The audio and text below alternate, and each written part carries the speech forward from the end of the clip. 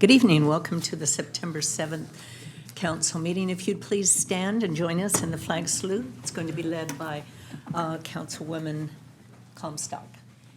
Ladies and gentlemen, will you please join me in saluting our nation's flag? Ready, begin.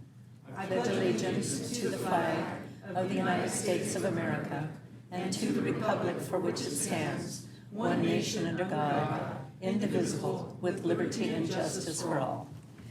Thank you, Karen. Okay, our first item this evening by law has to be a public hearing on the redistricting. So prior to a vote of the council, we'll ask for any public input. Our first item again is the 2021-22 redistricting process.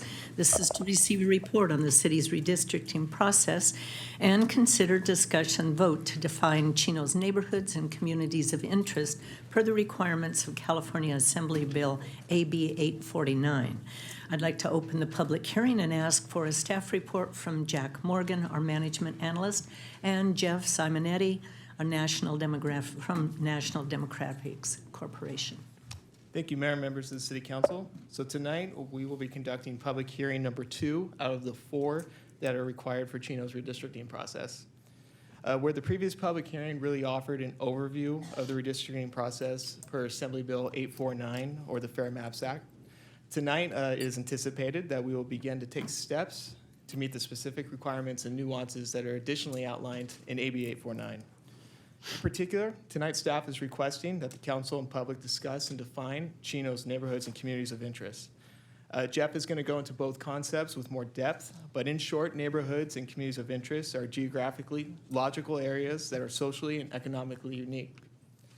Given that their unique nature, the goal is to ultimately identify these areas because we're indicating that they would best be represented in a single voting district, or in other words, to the extent that it is feasible, we don't want to cut a line or draw a line that would go across a particular neighborhood or community of interest. Should that happen tonight, should the council be able to, and public be able to offer that direction, it is anticipated that we would bring back a resolution that would memorialize the direction that's given to staff tonight. And so that's anticipated to happen on September 21st. So with that, I'm going to hand the presentation over to Jeff Simonetti, who beyond going over the public mapping tools, will go over the communities of interest and neighborhoods and kick off a discussion on how both these concepts are reflected in the city of Chino. Thank you. Good evening, Mayor and members of the council. My name is Jeff Simonetti, and I'm with the National Demographics Corporation. We appreciate the opportunity to be able to speak with you regarding the communities of interest. We'll just pull up the PowerPoint presentation here one moment.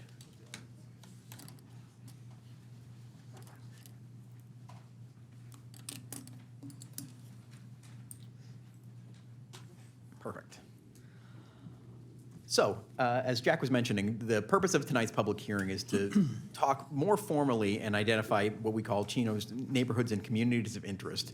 And these are the areas that are defined and required by Assembly Bill 849, the Fair Maps Act. So when we talk about redistricting, there are 3 main rules and goals in terms of the process and the major laws that govern how this process works. We put these into 3 buckets. The first bucket are the federal laws, and particularly pertaining to the Federal Voting Rights Act. And there are 2 main tenets that the first is having generally equal population within the districts, and there can be no racial gerrymandering. The second bucket is in the middle, and it's the California criteria for cities. And there are 4 main criteria that Assembly Bill 849 that Jack mentioned earlier have. The first is that the districts have to be geographically contiguous, meaning there can be no islands or pockets that are not connected.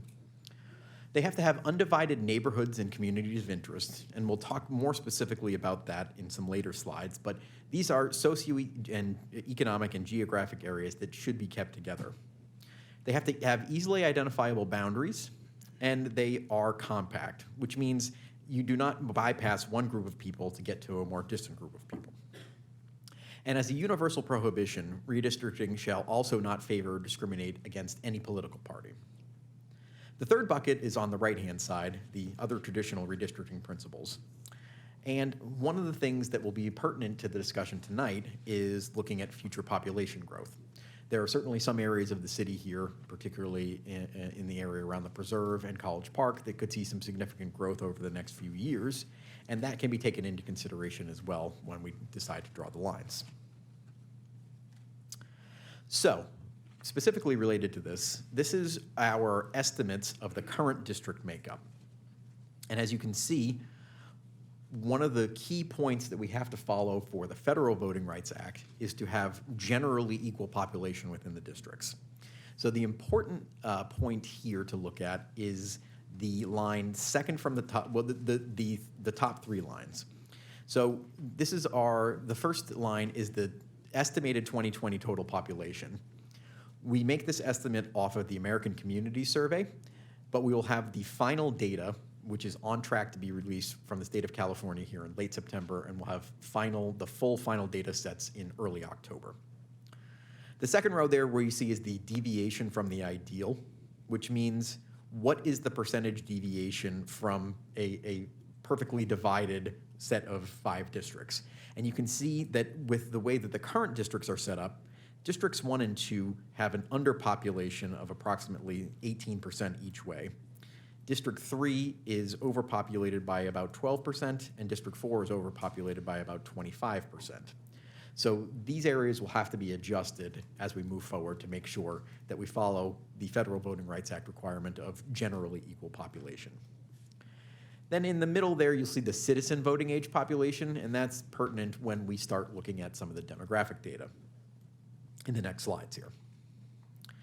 So here we have, in the next couple of slides here, will be the demographic comparisons between 2016, when Chino did the formal districting process, and the 2021 data that we have from the American Community Survey. The 2021 data is on the left, 2016 is on the right, and that'll be for all the slides here. For all of the slides as well, purple and blue are smaller percentages, and the orange and reddish colors are your higher percentages. So you can see in terms of the Latino voting age population, there's some significant areas of population within districts 3, 4, and parts of 1 as well. In terms of the Asian voting age population, you can see again 2016 on the right, 2021 on the left. And there are some particular areas of concentration for Asian voting age population within districts 3 and 4 in particular. So here we'd like to revisit what are the neighborhoods and communities of interest, and this is going to drive the discussion for tonight. So when we talk about neighborhoods, neighborhoods are within the context of AB 849, talks about traditionally what you consider a neighborhood. Okay, so they can have boundaries that are natural, rivers, streams, mountains. They can have unnatural boundaries like freeways, major thoroughfares, or they can be an area around a particular location within the city, parks, schools, downtown. When we talk about communities of interest, what we need to consider are the social and economic boundaries and bonds that comprise these areas. So what is the community's unique story? So this could be, are there shared characteristics in a given area? So are there shared social or economic characteristics? Are there areas that face a similar policy in the city? And this is what we are trying to do to determine. And the crux of the issue is this. would this community of interest and neighborhood benefit from being included within a single district for the purposes of its effective and fair representation, or would it benefit more from having multiple representatives? One key point to remember too here is that definitions of communities of interest may not include relationships with political parties, incumbents, or political candidates. And again, so here, when we're formally defining the communities of interest, these are the areas that the public and council are saying, these are the areas that we would like to keep together and would benefit from being included within a single district for its purposes of effective and fair representation. And these will be part of the mapping process, and we'll talk a little bit more tonight about the mapping tools that will be coming, hopefully here in the next month, as long as the data continues to move out and be on time. So in terms of feedback that we've gotten, there are possible communities of interest that we'd like to discuss here. And again, this is not an exhaustive list. This is just here to begin the discussion. And we're looking for your feedback on, are these the areas that you'd like to keep? Are there some that you don't want to keep? Are there others that are not on this list? Again, this is something just to begin the discussion. The preserve at Chino would be an area that may be considered to keep as one area. College Park as well in the southern portion of the city. And as you can see in the description here, we'll give you general ideas of where those are, and then we'll have a map on the next slide. Areas around the Civic Center where we are right now, and neighborhoods around City Hall. Some of the lower density residential and agricultural neighborhoods north of the 60 freeway, and your Park East communities. So if we go to the next slide, these are in map form are the areas that we have identified as possible and received feedback on that would be possible communities and neighborhoods that would be identified for the purposes of AB 849. We received 2 pieces of community feedback prior to tonight's hearing. So the first was that Chino Town proper should be identified and preserved in one district. And as you can see, currently it's split between districts 1 and 3 in the way that the current maps are formed, but we did receive feedback that should be kept together as one district. The second one is that District 4 should not include both the newer and older housing developments. So the preserve at Chino and the housing developments in the northern part of the city should be separated. So in terms of next steps and information, we are currently in the first 2 what we call pre-map hearings. We'll have the hearing tonight, and then we'll bring back a formal resolution on September 21st regarding our communities of interest. We are expecting that the census data will be released to the state in October of 2021. And so we received information back just last week that the state is on track to be delivering that in late September. And we'll need a little bit of time to process that. But as long as the state continues to deliver on their promise that they'll deliver that in late September, we'll be on track for being able to get the full new data set, and that will be loaded onto the public mapping tool we'll talk about here in a little bit. Once we get that data set and it's loaded onto the mapping software, the public will be able to draw and submit maps to the city through the online mapping tool, or you can submit those and any comments via email at districts@cityofchino.org. Once we get those draft maps, we'll have the 3rd and 4th public hearings to consider and revise those maps and select our district maps. And those will be on January 18th of next year and February 15th. And then the final one will be our voting district ordinance introduction and adoption. That'll be scheduled tentatively for March 1st and March 15th of next year. So in addition to the public mapping tools, which will be online, we'll talk about this here in a moment, there is also what we call the public participation kit.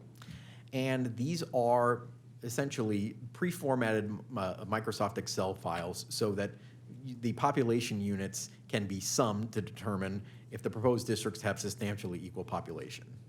So you will get a map and an Excel file that will say, here are, within each set of the census blocks, what the population are, and you can add those up and draw a paper map to submit.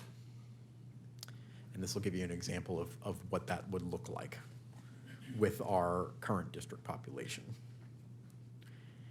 In terms of the online mapping tool, the city has selected a program that's called District R, and this will be available, and we'll have this linked on the website, the redistricting website. And this will have the overlays of the communities of interest, and this will allow the general public to do an online submission of what your maps are. And essentially this has, you can see here, there's a paintbrush and a pointing tool, and that allow you to click on the different census blocks, add those up, create your districts, and submit that online through and this will get sent directly to us. So, tonight, we were seeking feedback from the general public and the city council to give us feedback and detail the boundaries and formally vote on defining neighborhoods and the communities of interest within the city of Chino. Once we get that feedback, as we mentioned, there'll be a formal resolution that will be brought back on September 21st, and then that will be memorialized within the online mapping tools and will be part of the full consideration as we move forward in the mapping process. So with that, I would be happy to answer any questions and appreciate your time. Okay, thank you, Jeff. First, I'd like to ask if any of our council members have questions of staff or NDC. Chris, do you have any questions? Mark? Not right now. Karen? No, ma'am. Walt? Yes. Thank you. Because of technical difficulties, I'm operating on a different mic today, so I hope it works. You guys can hear me good. But on the downtown Chino Civic Center and Neighborhood Run City Hall item, I'm thinking, and I thought the last hearing that the south border was going to be Chino Avenue and not Schaefer. And I tend to think that Chino Avenue would be a better south border for this neighborhood than Schaefer Avenue. I agree, because I believe the rest of it's pretty much all commercial. That's going to be south of Chino. Yeah, we included south of Chino Avenue was to include the neighborhoods that are around Villa Park. And so I think initially we had the comment that on the east end it was going to be Benson Avenue. So we just dropped that down, trying to make it, I guess, as easy to identify as possible. So it'd be like a square. So that's why that was dropped down, to include those neighborhoods by Villa Park. Another point also, if you don't include down to Schaefer Avenue, then you're omitting G Street, F Street, some of the older parts of Chino that are connected to the downtown area. Even though there is commercial down there, you'd also be eliminating some of the old town. Well, then, we could have a divider at Central Avenue, and on the west side of Central Avenue, we could go down to Schaefer, on the east side, just down to Chino Avenue. Well, I don't know. I guess staff will consider comments. At the end of the day, the council will establish that, so you can, if that's the recommendation and there's a consensus of the council, we can certainly define it as such. Okay. It's certainly within your authority to do so. Okay. Any other comments? Okay, then I will open it up for any members of the public. Are there any members here this evening that would like to address the council on this issue? Stubby?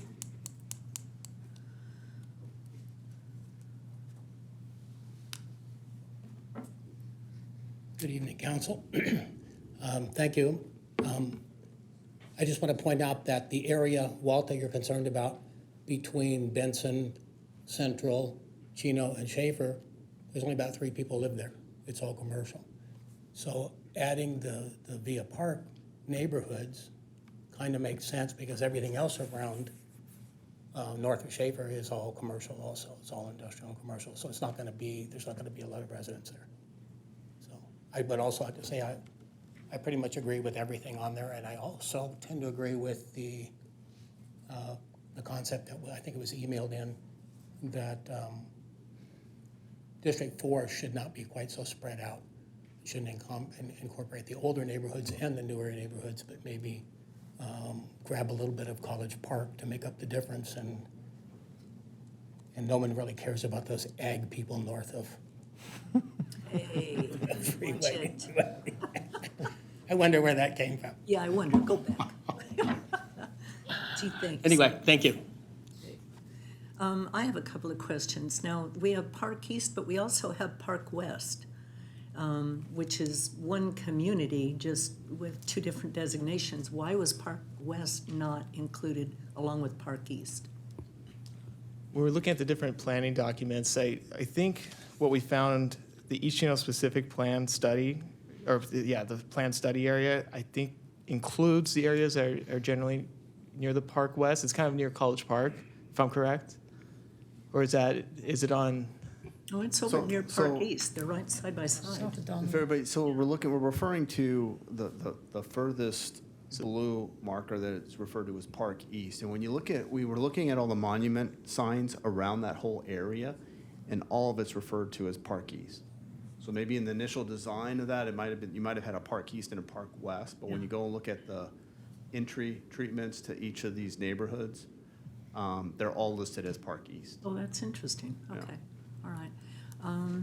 Then the other question that I had for you, Jeff, is you mentioned that you're going to be considering future population growth in dividing the district. So do you look at the current numbers that are going to be provided by the state, and then you look at build-out numbers? So Build it- out in like the projected next 10 years. How do you do that? How do you consider future growth? Yeah, so it's something that can be considered. So if there's an area, for example, that you know that there's going to be significant population growth here over the next couple of years, you don't want to significantly underfill that district, because it still, at the end of the day, it still has to be within that 10% range of population balance that we're talking about. But if you know with relative certainty that an area is going to have significant population growth, you could slightly underfill that district to account for that future population growth. So you will be taking that into account? It can be taken into account, yes. Okay, because we are anticipating quite a bit of growth in the preserve area. Yes, but it still has to conform with the having no greater than a 10% deviation from those ideal population numbers. But it can be slightly underfilled to take into consideration some future development growth. Okay. All right. If there are no more comments or questions, oh, yes, Brenda? What's the big deal? I didn't think it was a troublemaker. The districting of the maps, we have District 3. It seems to be really kind of spread out there. And I think that the divider should be Schaefer Avenue. So you have College Park and the preserve as one.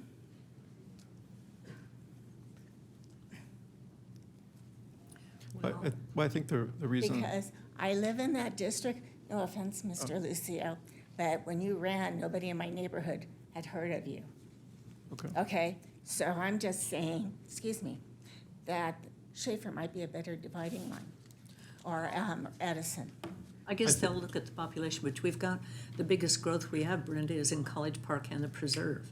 So putting those two together, Would be a I huge- think, would be a huge And I district. understand that, we're not being, it's the people, when we started the preserve, we all said it was way down there, we were hoping to build this way, and it was gonna be kind of like, not to say it, but us against them or them against whatever, kind of like the seniors look at it, but I just think the dividing, it's just way too big, like 4 is. There's parts Yeah, of it's 4. gonna be interesting you to know. see what they come up with, yeah. That's all I'm saying. Yeah, thank you. Thank you for the input. Any other comments, questions? Well, as you heard, staff's going to be taking further information as well, so we'll have this back to us again soon. So, is there a motion and a second to provide any direction or agreement with the neighborhoods of communities of interest in our neighborhoods as defined by the staff? I'll make the motion, Mayor.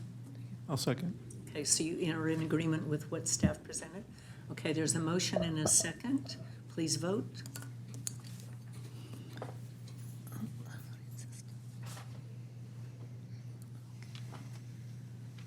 Okay, the item did pass unanimously. And Mayor, just to confirm, that's going to be including what Councilmember Pocock suggested, that the eastern part of Central Avenue, just south of Chino Avenue, will not be included in the Chino downtown area. As an option, As an yes. option. Well, I believe what the action was is to accept the map as presented. Okay. If we're going to modify it as recommended to not include the southeast corner of the downtown portion, then we'd have to amend the motion. But right now, we're accepting the map, and this is what the resolution will come back as. Okay, we're accepting the map, but staff can bring forward the differences that it would be if you considered Mr. Pocock's suggestions, correct? I think we're seeking direction to finalize the map. Okay. So all we're doing tonight, this evening, just to make sure that everybody in the public understands, is we're just defining the neighborhoods.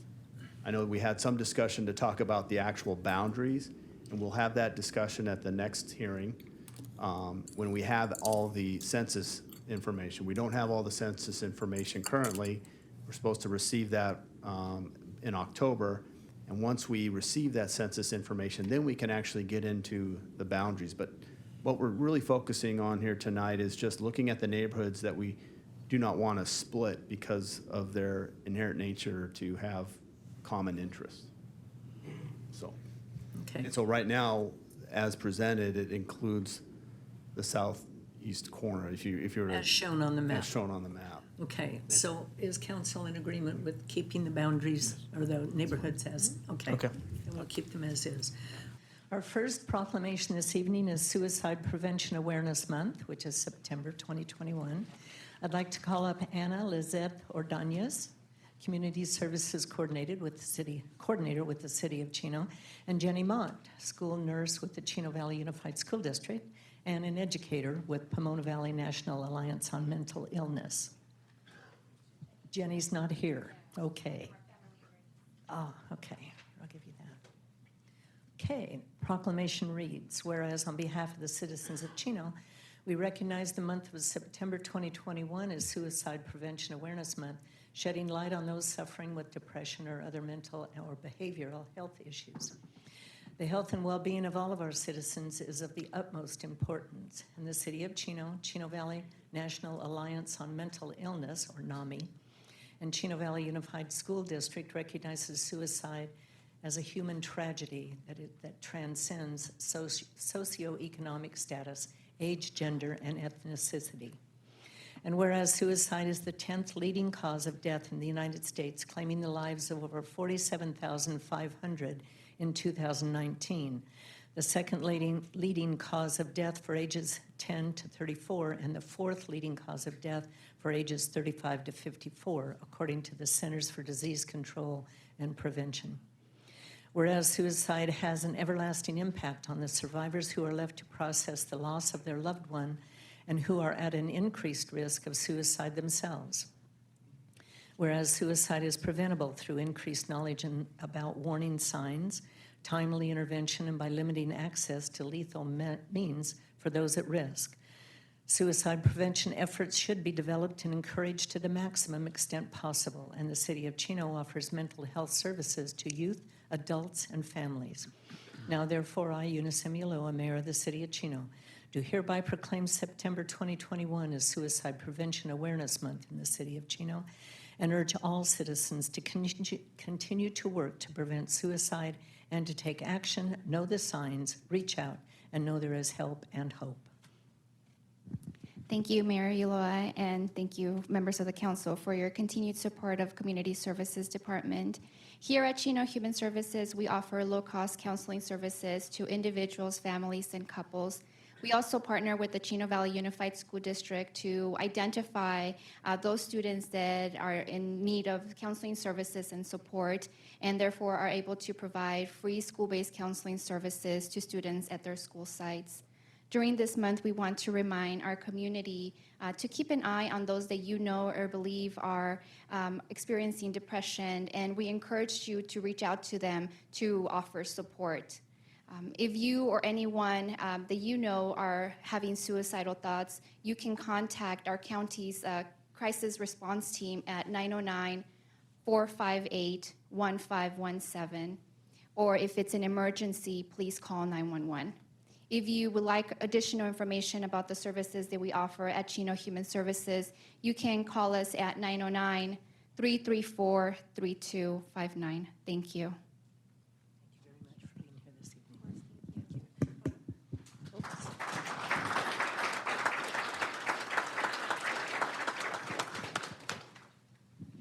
Okay, our next proclamation is National Childhood Obesity Awareness Month. I'd like to call up Brittany Zarkal, Healthy Chino Coordinator with the City of Chino, and Brian Rachialis, Chino Valley YMCA Branch Director. And the proclamation reads, whereas September 2021 marks the 11th annual National Childhood Obesity Awareness Month. The City of Chino, along with its community partners, Chino Valley Unified School District, Chino Valley YMCA, and Focus on Youth Collaborative, work to prioritize the health and well-being of Chino's children by supporting programs such as Healthy Chino Kids, Healthy Family Days, Tykes Fun and Fit, and Chino Valley Unified School District Health Center. The City of Chino works in conjunction with youth sports leagues to provide space for physical activities and team sports for children in the community. And whereas the percentage of children classified as obese in the United States has more than tripled since the 1970s, today about 1 in 5 school-aged children between 6 and 19 are considered obese. Obese children have an 80% chance of being obese adults and are more at risk for associated adult chronic diseases, including high blood pressure, heart disease, type 2 diabetes, and stroke. Obesity prevalence is 13.4% among 2 to 5-year-olds, 20.3% among 6 to 11-year-olds, and 21.2% among 12 to 19-year-olds. And whereas participating in physical activity is important for children and teens, as it can have beneficial effects, not only on body weight, but also on blood pressure, bone strength, and mental well-being. Proper nutrition is important for youth as it impacts their physical and mental health, body weight, and is important in the prevention of chronic diseases. And whereas childhood obesity is preventable, yet does not appear to be declining, now, therefore, I, Eunice M. Ulloa, Mayor of the City of Chino, do hereby proclaim the month of September 2021 as National Childhood Obesity Awareness Month and urge all residents to take advantage of the programs and services that are available in the City of Chino. Thank you, Mayor Ulloa and members of the council. The Healthy Chino program strives to provide quality, healthy information through various workshops, programs, and events.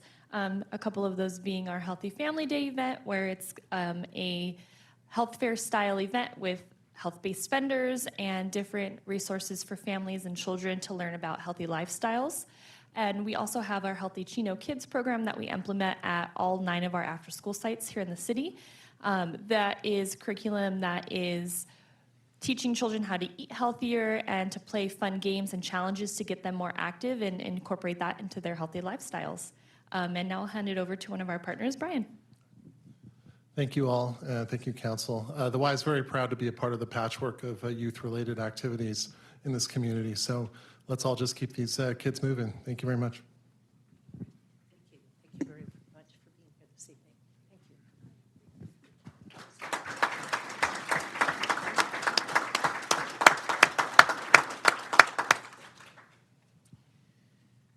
Okay, next, we have a special presentation of a check to Isaiah's Rock from NFI. I'd like to call up Isaiah's Rock Pastor Charlene King and Isaiah Rock members Fiona Miron, Ellen Beck, Rick Nash and Charlie King, if you'd please come forward. And then I'd also like from NFI to call up Brian Webb, Zach Brown, Ty Carr, Shalou Reichart, and Krista Gallagher.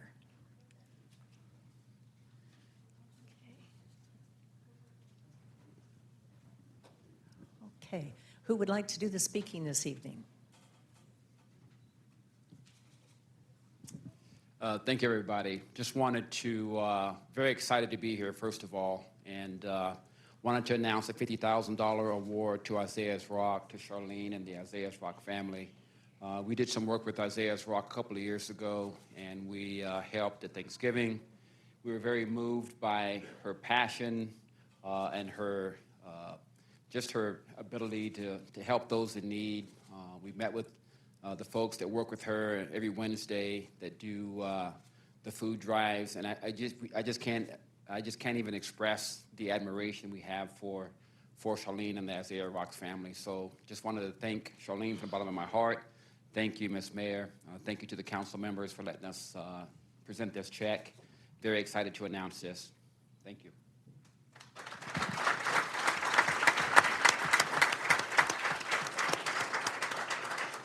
Well, we certainly appreciate your help with Isaiah's Rock. They've been an integral part of our community for a number of years, and the number of people that Isaiah's Rock has helped has just been amazing. Anyone else like to say a few words before I hand it over to Charlene? This is the owner's son, and I thought it was going to be a little boy. That's great. Great way to start it off. Yeah, I'll just echo what Brian just said. We're down the street, and we met an incredible group of people with big hearts, and we're really proud to be a small part of it, of this community.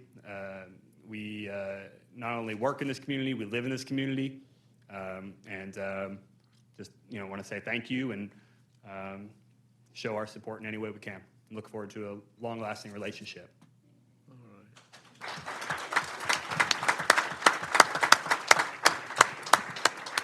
I was practicing all day to go, what? But they brought the check to the house, so so I got to do that.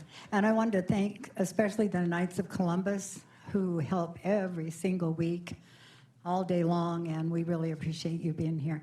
And then everybody else in the crowd that came for Isaiah's Rock, there's a whole bunch over there, there's a bunch outside. Thank you very much. And then if they'd like to come in, come in. Come on, you guys, all of you. Come on. Come on. They're in a hurry. Come on. You know, Ada, Chinese dog.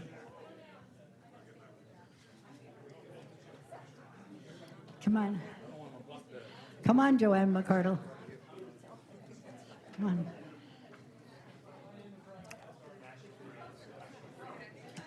Come on.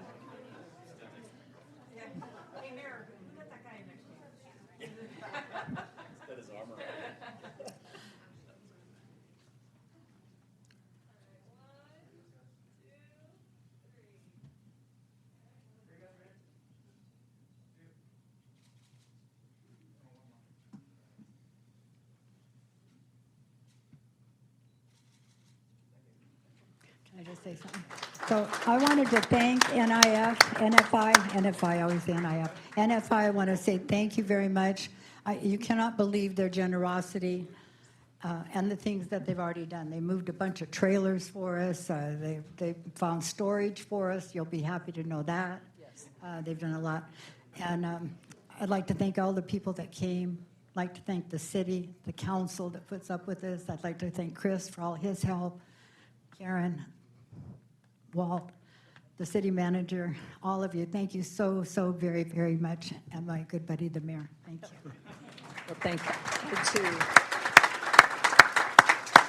I want to thank you very much because Isaiah's Rock has struggled for years trying to find a location for storage of stuff and has that challenge every year on figuring out where to put things and how to get it together. And just your help is going to be a lifesaver for them, I know. So thank you very much. Thank you.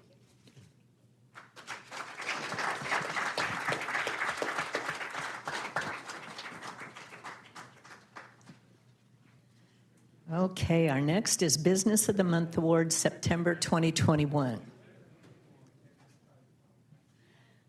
The City of Chino is proud to recognize the accomplishments, hard work, and leadership of our local businesses, and we strive to ensure that they receive the recognition that they deserve. Our city is blessed with businesses, both large and small, that not only serve the needs of our citizen, but also invest in our community. The ever-changing climate of business, service, industries has achieved significant growth over the years. At one time, families could do all their own clothing ironing, make home repairs, and perform maintenance on their vehicles. Today, we look for local businesses that trust to come alongside us. Get a wait. Lori's a little bit noisy tonight.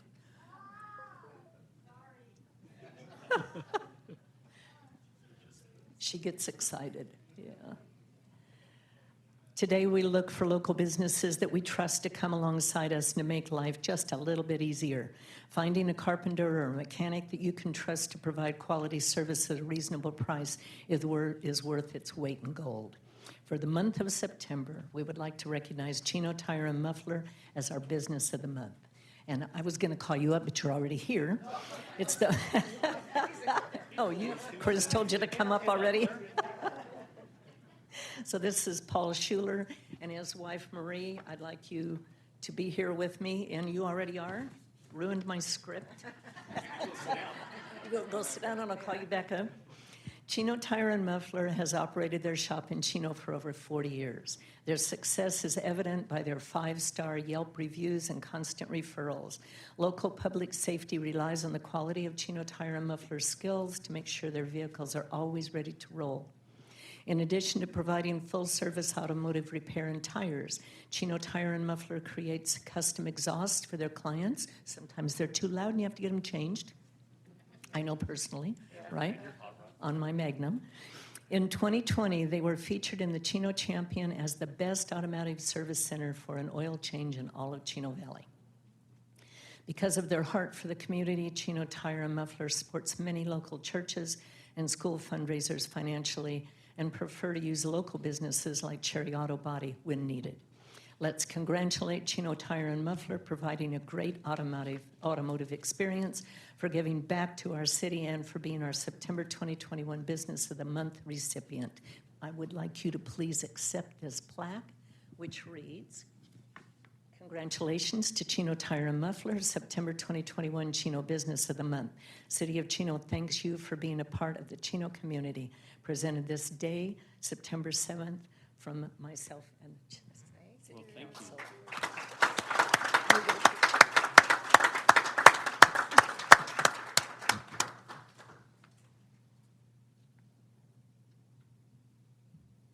I can personally vouch for them. Anytime you need help, they're there. It doesn't matter if you've got an emergency or whatever. Just Paul and Marie, you guys are just so great when it comes. Our whole family goes to them, and I think just about everybody else in Chino does as well. A lot of our customers in here. A lot of our success is sitting right here. Chino Fire, Chino PD, San Bernardino County Sheriff's Department. I mean, this is a lot of you guys I see in the shop. This is awesome. Thank you. I really appreciate this. You're welcome. Well, it's our pleasure to have you in our community, and just such a pleasure to deal with. I mean, seriously, if you have an issue, you can trust them. They're very honest. They'll be totally honest with you about whatever work you need or don't need. You know, you can go to a mechanic that tells you need X, Y, Z. You go to Paul and he goes, you don't need all of that. You know, they're just a really great company, and it's our pleasure to present this to you. You're welcome. You're welcome. Thank you for being here.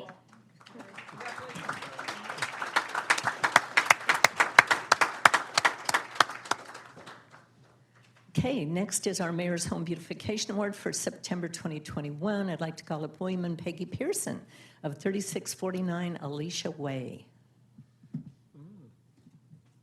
We'll be showing a picture of their home.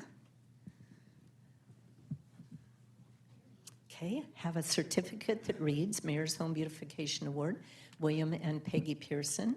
Thank you very much for the continued improvement and maintenance of your home, resulting in a substantial contribution to the overall appearance of our community.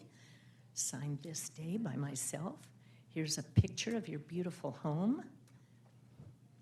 We have 2 pen and pencil sets for you.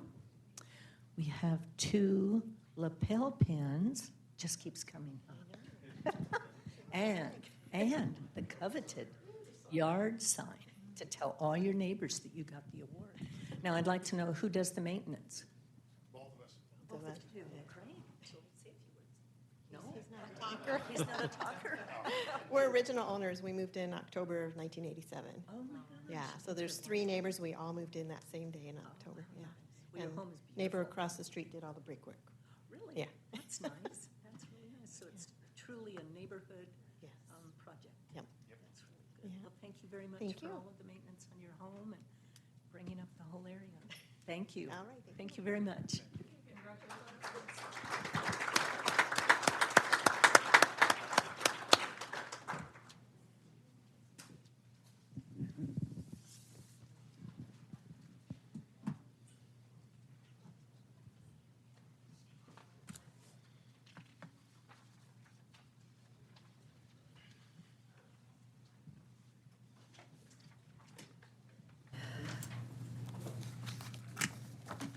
We're such a blessed community, I'll tell you. Okay, we did have a closed session prior to the start of the council meeting. I'd like to ask our city attorney Galante to give us a report, please. Thank you, Mayor, members of the council, and those in attendance. The city council did meet in closed session and held a discussion on both items listed on the closed session agenda, beginning with item A, conference with legal counsel, 1 item of existing litigation under the name City of Chino v. Jai Neum Wang and additional parties. City Council received a briefing from Prosecutor Matt Silver of the law firm of Silver and Wright and received an update of that matter, and no further reportable action was taken. And the council also met on item B, conference with legal counsel, 1 item of anticipated litigation under the heading of initiation of litigation. The city council was briefed on the potential initiation of litigation, and no further reportable action was taken. That concludes the report out of closed session. Okay, thank you very much. City Manager Ballantyne, do we have any additions or changes in the agenda? Mayor, I have no changes to the agenda. Okay, thank you. Under information, we have now included a state legislative report for the month of September 2021. I have felt that it's very important that our citizens be aware of what our state legislators are doing as far as bills that impact our community. I've asked, in addition to the report that's in our agenda, I have asked our staff to, in the minutes, include our letters of opposition to some of these bills that our legislators voted in favor of. And I think it's very important that we inform ourselves. So please avail yourself to that information. It's within our agenda. Next, under public announcements, first, for folks 50 years or older, come on out to the Chino Senior Center on Thursday, September 16th from 11 a.m. to 1:30 p.m. for our Enchanted Luau and lunch. At only $8 a person, all attendees can enjoy a tropical lunch as well as a Polynesian show, games, and door prizes. For additional information, please call our Community Services Department at 909-334-3271. Also, I'm happy to announce that our office hours at the Preserve will happen this Thursday, September 9th, 2021, at the Preserve Community Center from 5:30 p.m. to 7:30 p.m. to answer any questions or concerns you may have about the city. For all questions, please call 909-334-3304. Lastly, I would like to ask everyone to be aware of the 20th anniversary of the 9/11 Memorial Ceremony taking place at Chino Valley Fire District Station 61, located at 5078 Schaefer Avenue here in Chino. Ceremony begins at 9:30 a.m. on Saturday, September 11th. This event will allow our community to come together and remember those who lost their lives on that fateful day, while also recognizing the courage and the resolve showed by our entire country in its aftermath. For more information, please call the Chino Valley Independent Fire District at 909-902-5260. Next on our agenda is public comments. This is the time and the place for the general public to address the city council about items that are not reflected elsewhere on our agenda. We'll be glad to take your concerns and your comments, although we cannot take any action because the items are not agendized. First, I'd like to call up Michael Tafoya. Gosh, got that wrong. From Living Word Assembly Church. I'd like to, at this time, invite anyone who would like to join us in an invocation to please stand. Let's pray. Heavenly Father, we come to you tonight asking for your continued guidance, your wisdom, your support as this meeting continues. Allow the council to grow closer as a group and to continue to nurture the bonds of this community. Let the spirit of unity prevail in this meeting. It's in the name of Jesus Christ that we pray. And the church said, amen. Amen. Thank you very much, Michael. Okay, the first item on our agenda, under public communication, I have several written requests to speak. Okay, he left. Melissa Campani from Supervisor Hagman's office has an announcement. Melissa? Yes, I do, Mayor. Thank you so much, council, staff, and of course, community members. My name is Melissa Campani, and San Bernardino County Supervisor Kurt Hagman has asked me to come by tonight with several invitations to constituents. We're hoping that, let's see, let me go over the first one first. I do have a little list here. Supervisor Kurt Hagman is having his open house on September the 9th. That is Thursday from 5 to 7 p.m., and that will be taking place at his district office at 14010 City Center Drive, and that's in Chino Hills. We're going to have a variety of county departments in attendance. I think it's a very good opportunity for constituents to meet some of their county departments and find out exactly what the process is and how these county departments can help them. We also are having the public health department out. I know that many people have been vaccinated. However, we still do have people who are interested, and those vaccines will be also taking place at the open house during the open house. So we wanted to let you know about that. And if that's not enough, there's more. There will also be a blood drive.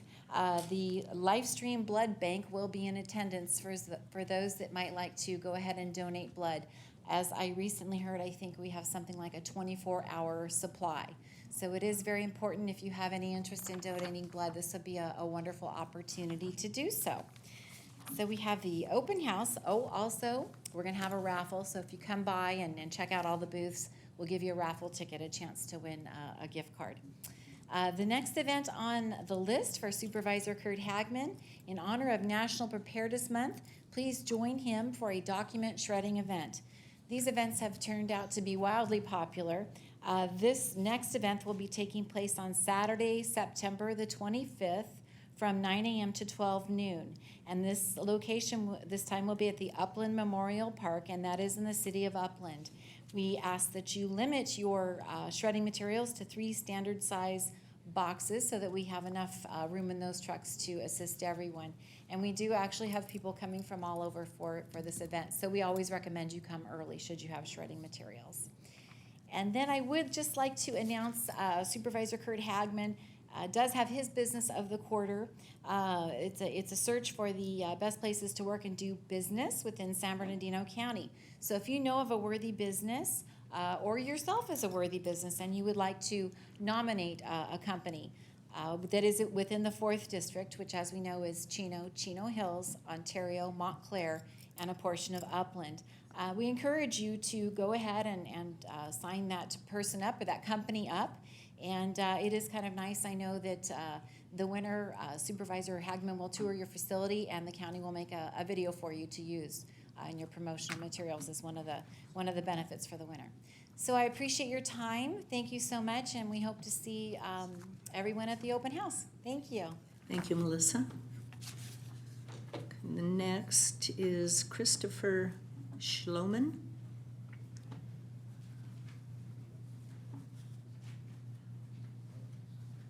All right, good evening, council members. Thanks so much for having me and conducting this evening. My wife and I have been residents of Chino since 2017.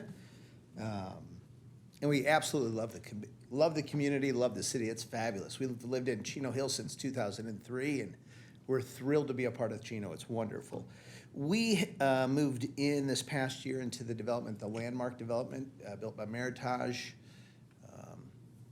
west of Norton, east of Pipeline, north of Chino, south of Riverside there. And I think you guys have been made aware of some of the disappointments and frustrations we've had in the neighborhood. I just wanted to voice my concern as well. There's the poor workmanship in the streets specifically is an easy one that the whole neighborhood shares, from the drainage issues that we have where water just sort of settles. It doesn't go north, doesn't go south, it just sort of settles in puddles, and we can already begin to see how it's eroding the cement there and attracting bugs and so forth. It seems like the pedestrian crosswalks were, I'm not even certain from my knowledge that they follow sort of city guidelines, where they're supposed to be. And then the marking of red curbs is unlike anything I've seen in the entire city. It's literally in front of our house. There is no place to park whatsoever. And it just doesn't make any sense. Even understanding what the purpose of the red curbs is to provide visible, it just doesn't make any sense at all. Leaving our neighborhood on the Pipeline side, there's a pedestrian walkway that starts on our side of the street, and on the other side Pipeline, there's no place to receive that pedestrian, which would seem negligent probably at best. The water flow, the concrete issues that we've had, the parking, the red curbs, we're just hoping, I'm hoping, that we don't give final approval to this development until things are properly cared for. And that's our concern, because the development is done, I think, from their perspective, and I think they're getting close to it. I know on a personal basis, I've got an RV gate that was installed, and from the ground to the bottom of the RV gate, we're at 20 plus inches. It doesn't serve as an RV, it certainly doesn't serve as any kind of gate, though the builder's telling me that's not a defect because it opens and closes. Well, for some reason, every other neighbor in there has an RV gate that's within 2 inches of the ground, because that's what gates do. And somehow mine was 20 inches plus, and there's no resolution to this point for it.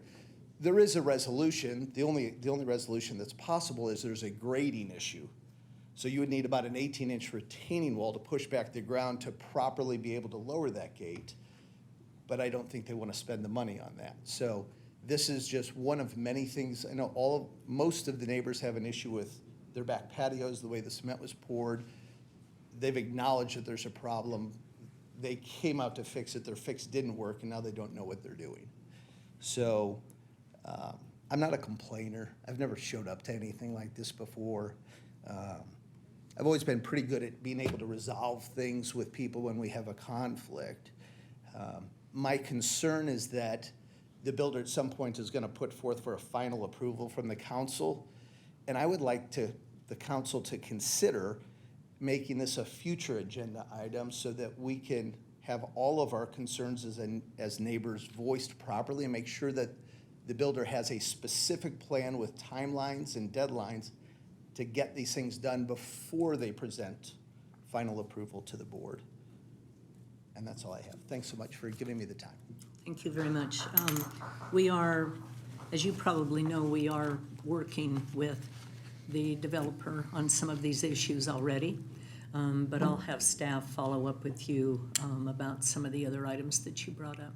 But no, it has not been presented to us for final acceptance yet. Thank you, and that's why I just request if the council would consider making it an agenda item, because I know there's been discussions, but many of the neighbors have been there over a year. I've been there almost a year now. I'm at 11 months, and many of the fixes.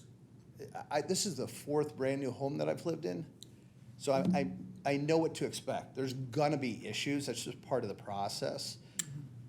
I've never dealt with a builder where it's this difficult to get the easy things and this difficult to get any kind of suggestion as to what a resolution might be on the difficult things. It just seems like we're just spinning in circles, and I just don't want it to just die off before we get some sort of final resolution. I think it's I important. think I can safely assure you that the city has all good intentions on getting these problems resolved. Good. Thank you. We don't like to have developers come into our community that cause problems. Yeah. Sadly enough, we don't always have control over who chooses to build. I understand. I understand. Thank you. I appreciate your support. Thank you for the time. Thank you very much. Next written request to speak is, I'm going to guess at this, Azim Mohammed? Is that correct? Azim, okay. Okay, and I guess you have a presentation. Yeah.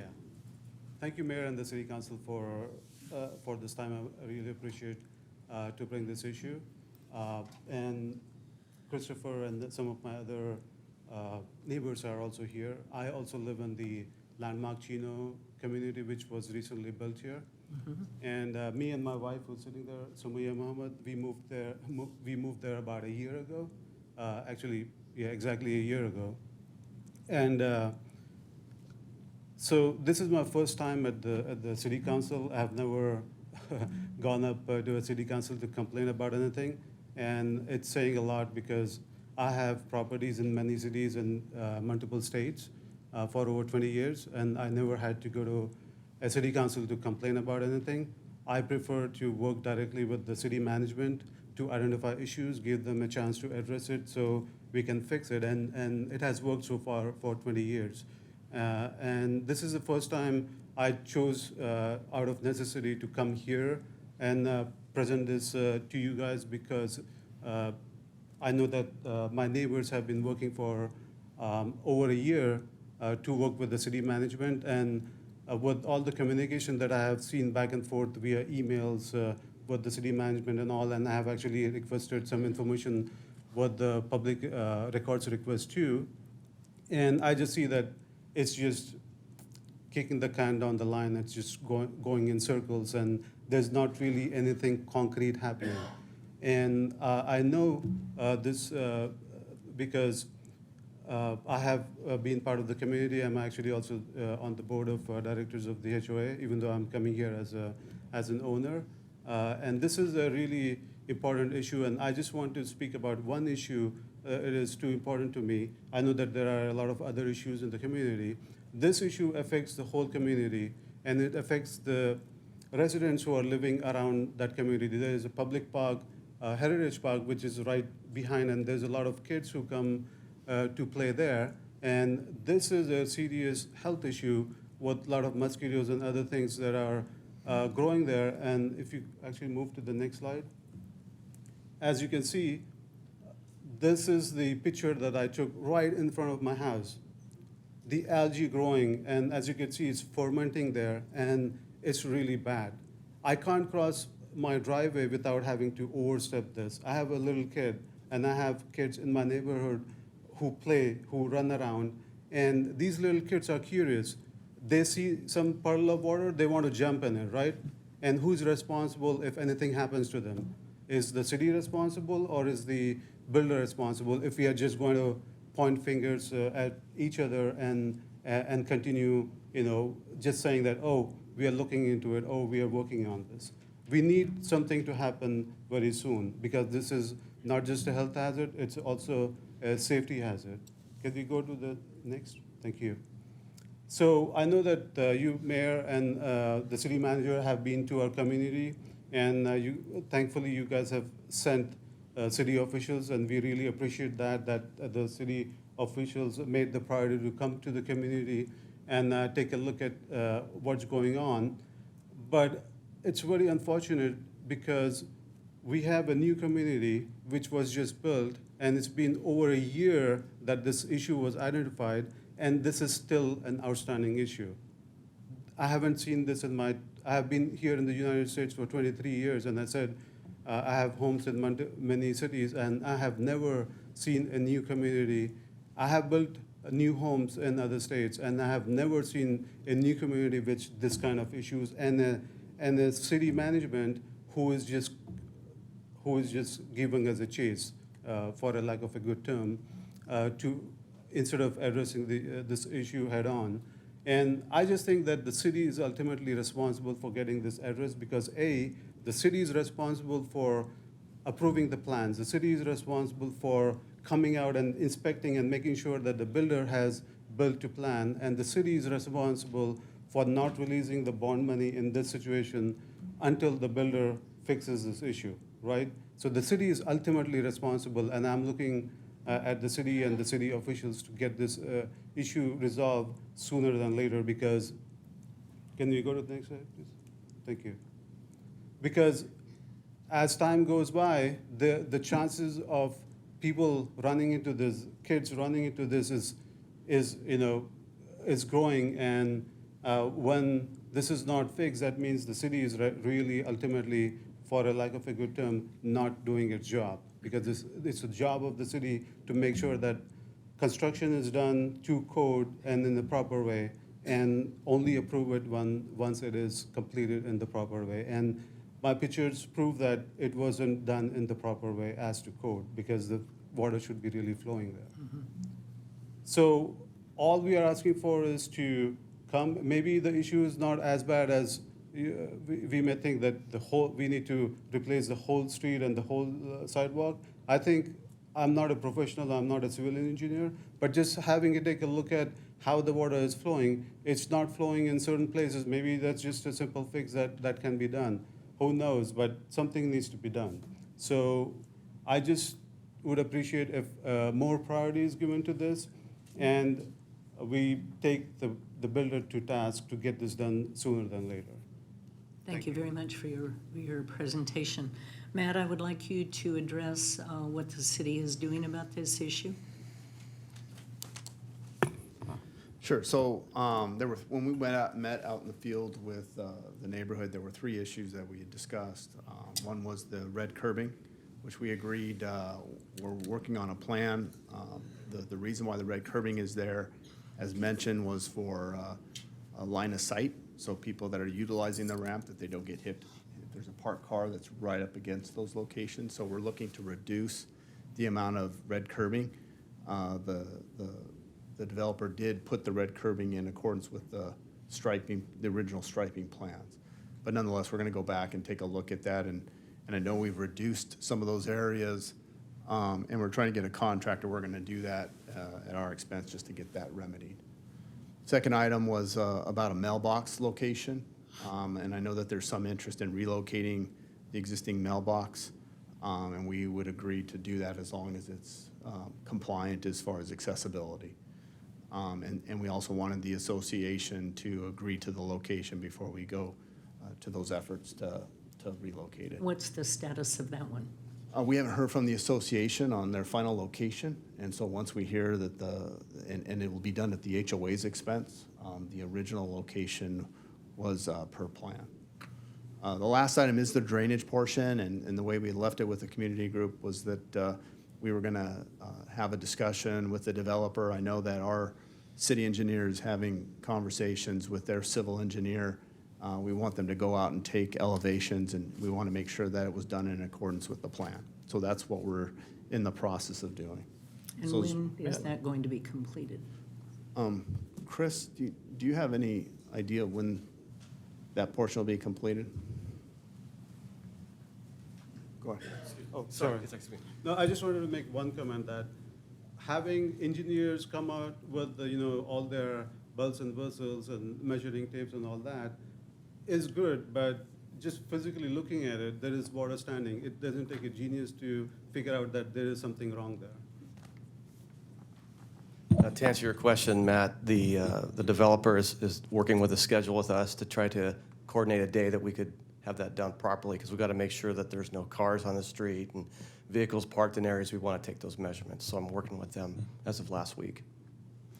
Now, there's 2 issues as it relates to drainage. As far as a storm event, the drainage does work so that the water will go down towards the storm drain. It's more of the nuisance or the water that's generated from sprinklers and stuff on site.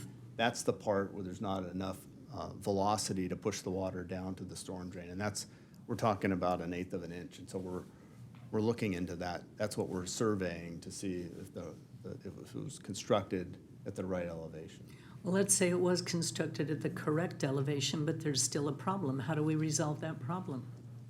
We've had a couple of ideas, and that would be increased sweeping events to remove the nuisance water. And this time of year, when you have the heat and you have that flat kind of slopes and areas, you'll have that algae buildup, and that would be a more periodic sweeping. That's what I've done in my past to handle this. That's why we want to start with the low-hanging fruit and get the actual elevations, and at least get that past us. Well, it's been several weeks since We had the meeting. I went out there with staff, and apparently you haven't been able to get that meeting going. So I would suggest that we somehow get a little bit stricter Okay. with them, or pushier. Sure. Because this could just drag on for another couple months. And how often are we going to try to get a sweeper out there? Because that algae looks pretty bad, like it's been sitting there for a while. Well, right now, it's every other week. We would have to increase that to a weekly, but we'd have to monitor that and see if it had to be increased. Well, the problem also is if you've got cars that are parked on the street, then you can't do the street sweeping. So it's catch-22 as well. Yeah. And we've talked about bringing that item back to the council also, and that is no parking on street sweeping days. So I think that's something that we'd better start addressing sooner than later as well. Okay, thank you. Duly noted. Okay, then I would ask that maybe next council meeting, we have a report on the status. Mr. Ballantyne? Yes. Okay, is there anyone else in the audience that would like to address? Yes, Stubby.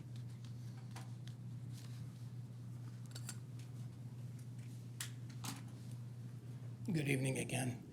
First of all, a quick point of order. That was a rather lengthy discussion on a non-agendized item. Needed to be done, but not technically legal. As far as Landmark is concerned, I've been monitoring this since January. I'm very, very intimately familiar with it, and I can attest to everything that these people have mentioned tonight. I have already prepared an accessibility survey. Report is complete. I was just waiting to see if the contractor was going to make any more revisions to the revisions that he's already revised. If you would like, I can forward that. I also have started a deficiencies report. I have been out there with both an inclinometer and with a survey laser, and I can assure you that the slopes, the gutter on Denali, on the south side of Denali, and on the north side of Rushmore, are not built per plan. They are not built per our city standards. There are areas that are completely flat. The as-bills for the project and the grading certification, I've requested them 3 times now through public records requests. They have not been provided because the contractor, the developer, has not yet furnished them. I think this needs to be resolved. There's literally standing water out there all the time. And it's not a matter of sweeping the street. It's a matter of quality control. Our minimum slope is 0.06%. And the maximum slope I was able to find in that entire stretch was 0.5, and that was for 4 feet only. It averages out to 0.2%, which is far below the standard. So these people have legitimate concerns. I have concerns regarding accessibility, but also regarding the fact that we have non-compliant and possibly hazardous conditions out there. And this is a neighborhood. The developer is not stepping up to the plate. So it's going to be a little bit of a fight, I think. Thank you. Anyone else in the audience would like to address the council on an item that's not on the agenda? Mayor, could I just make a comment about this last presentation? I know that there's a lot of neighbors in the landmark Chino who have been frustrated by this, and I want to thank you for coming tonight. Most of the public knows I happen to actually live in the 4200 block of Denali myself, and I've dealt with some of the same issues that you're dealing with, and I sense a strong sense of commitment from staff and the council to help the entire community work through your problems, so thank you for your testimony this evening. Would you like me to forward that accessibility report ahead of time? Go ahead and forward it to staff. Okay, it's not necessarily going to be the final report. It'll be marked that way, but it's a good starting point. Lars? Chris? Hi, I just want to say thank you to the residents who came out, specifically Christopher and Hasim. Just want to let you guys know that members of that community have reached out to me as well. And aside from our staff and our mayor and other members on the council, I've went to the to the area and I've seen exactly what you guys are talking about. So when this does come back on on our agenda, I hope to see you guys here again, and I hope you guys invite some more residents. Okay, next item on the agenda is the consent calendar. We've had a request to pull item number 23. Any council members wish to have any other items pulled, or do any members of the audience wish to have any other items pulled? Okay, seeing none, then I would entertain a motion for the balance of the consent calendar. There's a motion from Councilman Mayor Pro Tem Lucio, second from Councilwoman Comstock. Please vote. And the balance of the consent calendar passes unanimously. Item number 23 was requested to be pulled by Stubby Barr. It's final acceptance of public improvements, site approval PL 18-0033, Piranha, is it Piranha, I guess, Holdings LLC. This is to accept the public improvements constructed by Piranha Holdings LLC located at 15515 DuPont Avenue as complete. Stubby, do you have questions?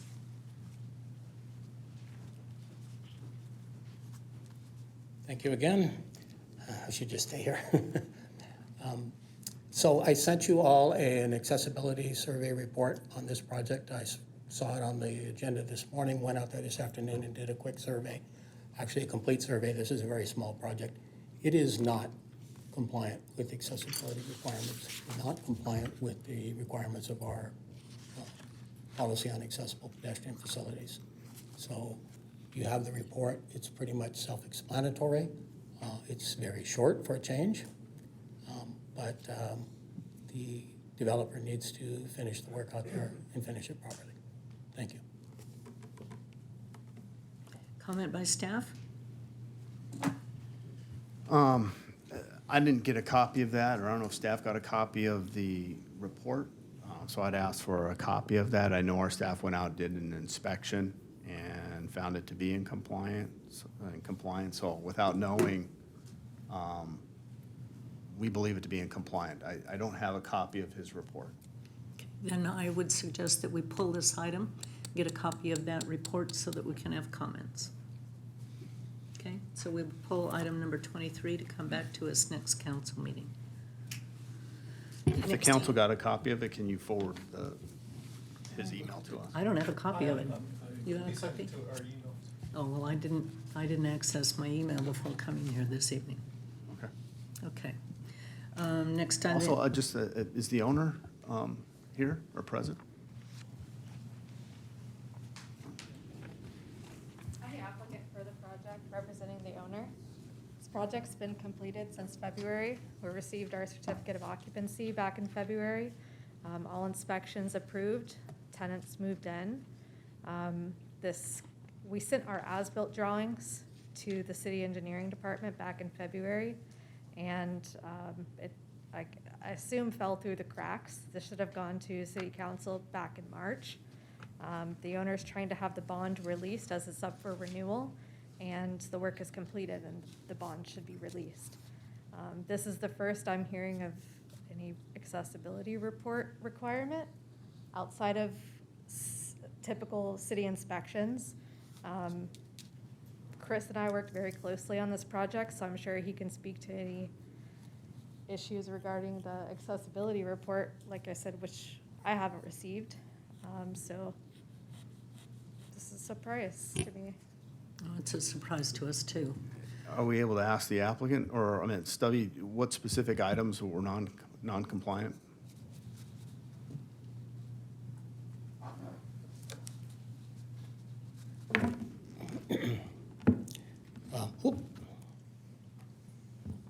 Doesn't work if I shut it off.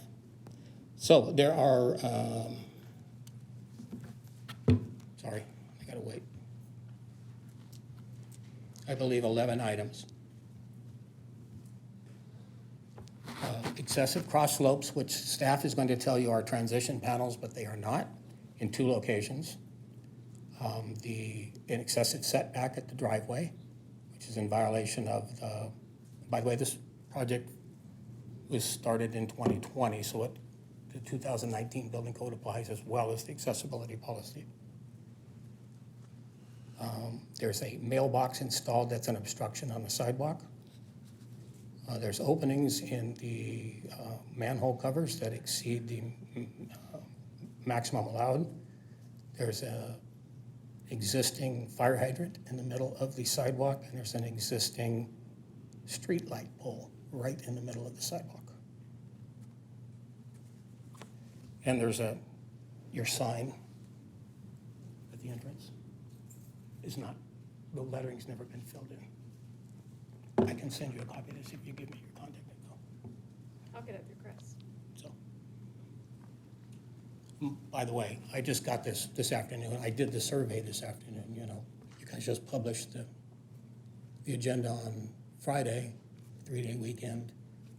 Some of us have other things to do, so it's a surprise to me, too, that this came up without any of the corrections. I have talked to staff about this in the past.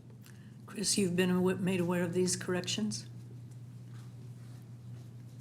The corrections tonight, Mayor, or the Yes. corrections from past staff? Corrections that he brought up tonight. I was not made aware of that.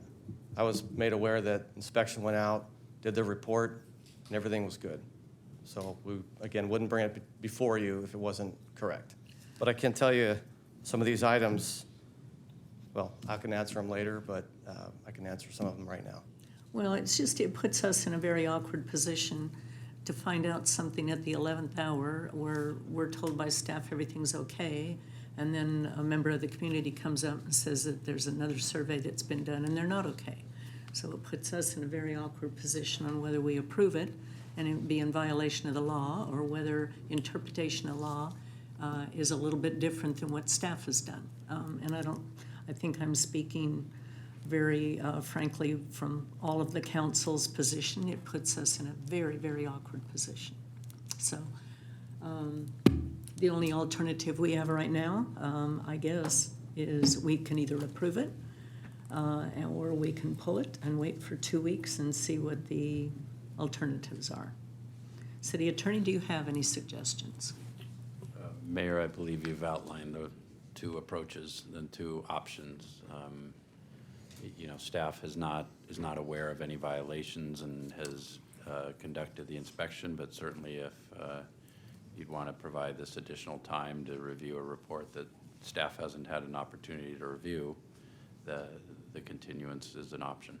Well, it seems, you know, I'm not that familiar with how to do the slopes and that sort of stuff, but it seems that if the comment that there is a fire hydrant right in the middle of a sidewalk and a light pole right in the middle of a sidewalk, that seems pretty blatant. Those are both existing improvements built when that development in that area was built. And so they built the sidewalk curb adjacent to match existing sidewalk. And it meets the 48-inch clear. So you don't, but you have an obstruction in the sidewalk, I agree. Street light pole, mailbox, and a hydrant, but those were existing. The mailbox is located in a spot where the post office says so. I think I may have mentioned this. They have a specific location. It's right at curb, so you have no choice but to put it in the parkway adjacent to the curb. This just so happens to have a sidewalk curb adjacent in the obstruction. Okay, and then who rules ultimately with the decision on whether that stays that way? Do we comply with the post office or do we comply with ADA? Well, the post office would have to answer that for me because I'd have to tell them to get it out of the sidewalk, or we have to modify the sidewalk. But we would have to, we have a tough call because we have a 5-foot sidewalk with 48-inch clear behind it. It's clear space. It meets accessibility. You can navigate through there. So the 48 inches is within law on clearance? Yes. Even if there's an obstruction that's outside the 48 inches? If that makes sense, if I'm saying that right. If the hydrant or mailbox, any of those items are, you have 48-inch clear space behind that item, that asset, back a sidewalk, you have 48-inch clear, that is a clear space, that meets accessibility. the policy's different, or the 5-foot sidewalk's a different story, but we meet accessibility. And these were existing improvements. So we'd have to talk it over, and I have to read his report. If I get more specifics, I'll have a more clear understanding of what we can do moving forward, and I'll work with And you. I would suggest that we pull this for 2 weeks and bring it back. Will do. Okay. Item number 23 will be pulled. Next item under the agenda is public hearing. Item number 26, Chino Valley Unified School District Administration Office Project. This item is to adopt a mitigated negative declaration pursuant to the California Environmental Quality Act and approve a general plan amendment and zone change to change the land use designation of a 4.62 acre parcel of land from GI, General Industrial, to P, Public, located at 13461 Ramona Avenue. I would like to declare the public hearing open, ask for a staff report from our Director of Development Services, Nick Ligoria, and our Transportation Manager, Dennis Rawls. Thank you, Mayor and council members. The application before the council this evening is a request to adopt a mitigated negative declaration, amend the general plan, and introduce an ordinance for a zone change to allow for the construction of a new administrative office building for the Chino Valley Unified School District at 13461 Ramona Avenue. This would change the land use and zoning for the Ramona Avenue parcel from general industrial to public. The location is before you on the screen. As part of the project, a 325,000 square foot industrial building would be constructed on land owned by the school district on Yorba Avenue. The screen shows the existing land use plan for the project site. It's all designated as general industrial, and the proposed would change the Ramona Avenue parcel to the public designation to allow for the school district headquarters. The City Council first reviewed this application on May 4th, where it was referred back to the Planning Commission for further review due to concerns of increased truck traffic and limited street improvements existing on Yorba Avenue between Chino and Schaefer Avenues. At their June 21st meeting, the Commission continued the review of the project, citing concerns about truck access to the site and additional street improvements that could be necessary to accommodate development of the industrial building. Even though the development would be providing full public improvements along the Yorba frontage, the Commission was concerned about the adjacent undeveloped property frontage improvements. On July 19th, the Planning Commission again reviewed the project. At that meeting, the applicant proposed several design enhancements to mitigate any impacts to truck traffic on the street and committed to providing the city $440,000 above and beyond their required development impact fees for an enhanced capital improvement project to widen Yorba Avenue and make other improvements. Following this discussion, the Commission voted 6-1 to recommend approval of the project to the City Council.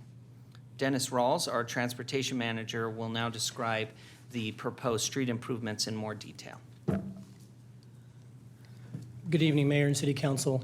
As Nick mentioned, I go through the proposed improvements to Yorba Avenue. I want to take a review of the existing conditions first. These are images taken by myself driving down Yorba from Chino southbound towards Schaefer. The arrows represent the approximate locations of where these photos were taken, and they show the existing conditions of the street. Specifically, the photos along the right side are the west side of Yorba Avenue, which is the side that the industrial building is going to be built on. So you see close to Chino, we've got 44 feet of curb-to-curb space, and those lanes are currently designated as 2 22-foot lanes. And that's pretty typical for our industrial collector classification of street. As we continue downward, you'll see there's residential streets on the west side there on the right. The road then narrows to the east, where the improvements for the project frontage would start to occur. At that point, the roadway does narrow and the lanes reduce down to 18 feet against the curb and 11 feet against the unimproved area. Continuing south towards the southern edge of the project, you'll see that that lane reduction, the roadway narrowing continues until it passes this industrial or this truck parking area. from an adjacent parcel, not a part of the project, where there's trees adjacent to the roadway and cars parking very close to the edge of pavement.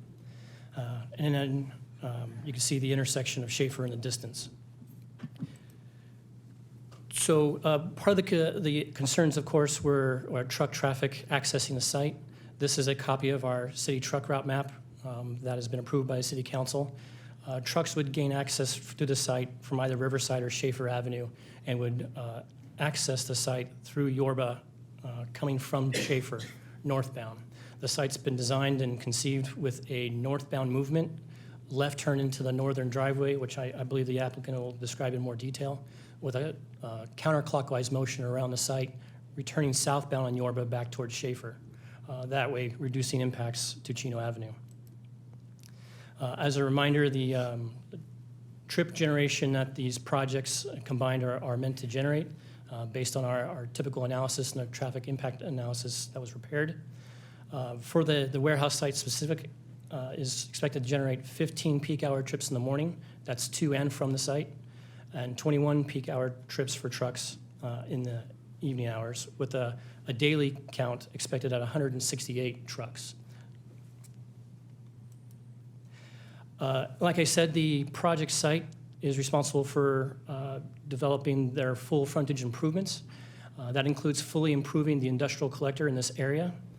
That will be a 44-foot curb-to-curb roadway width with a 66-foot right-of-way. There will be curb, gutter, and sidewalk and all necessary utilities, streetlights, and what have you along their frontage constructed. At the Planning Commission, it was decided that the configuration of the roadway would be to have two 16-foot travel lanes for vehicles with a center 12-foot two-way left turn lane. You might call this a scramble lane, or sometimes it's called a suicide lane because the cars can both enter from both directions. In this configuration, there'd be no on-street parking allowed, allowing all vehicles to freely move through the site and allow for left turn movements of trucks into the site from the left turn lane without impeding traffic.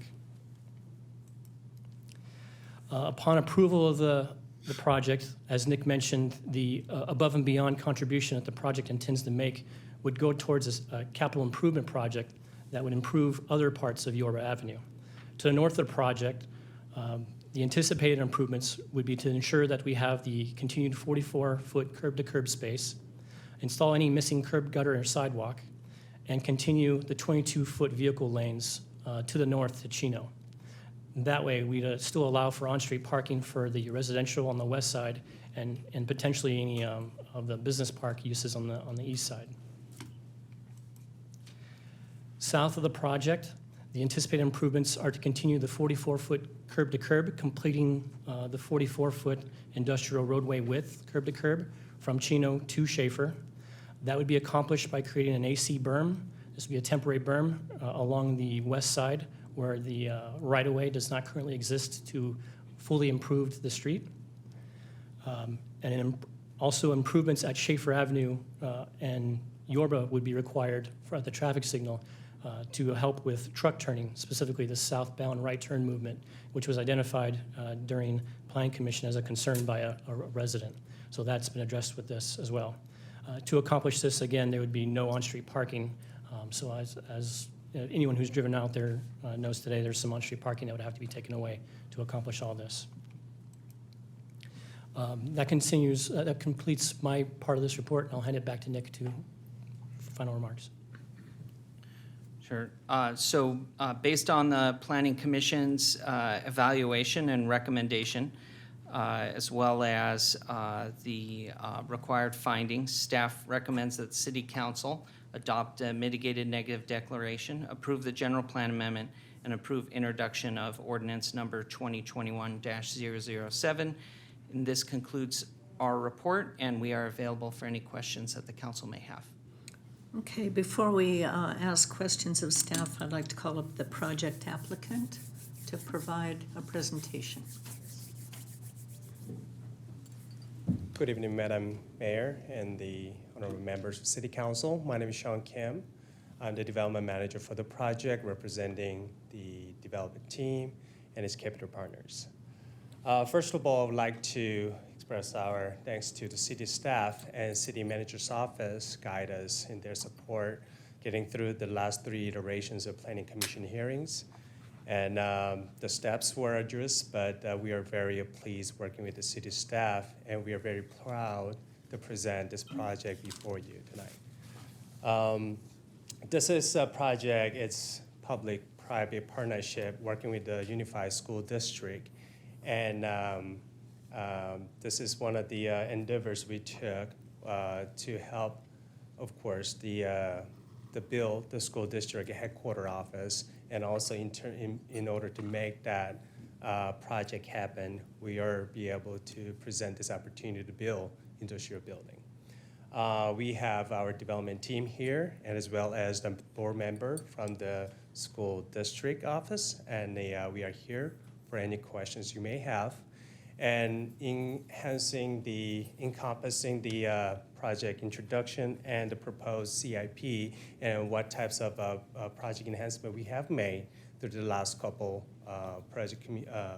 planning commission hearings, we put together a quick video clip that illustrates and simulates the truck traffic flow, and that from the truck traffic route, and also ingress and egress into the building. So can we play the, yes, the video, please?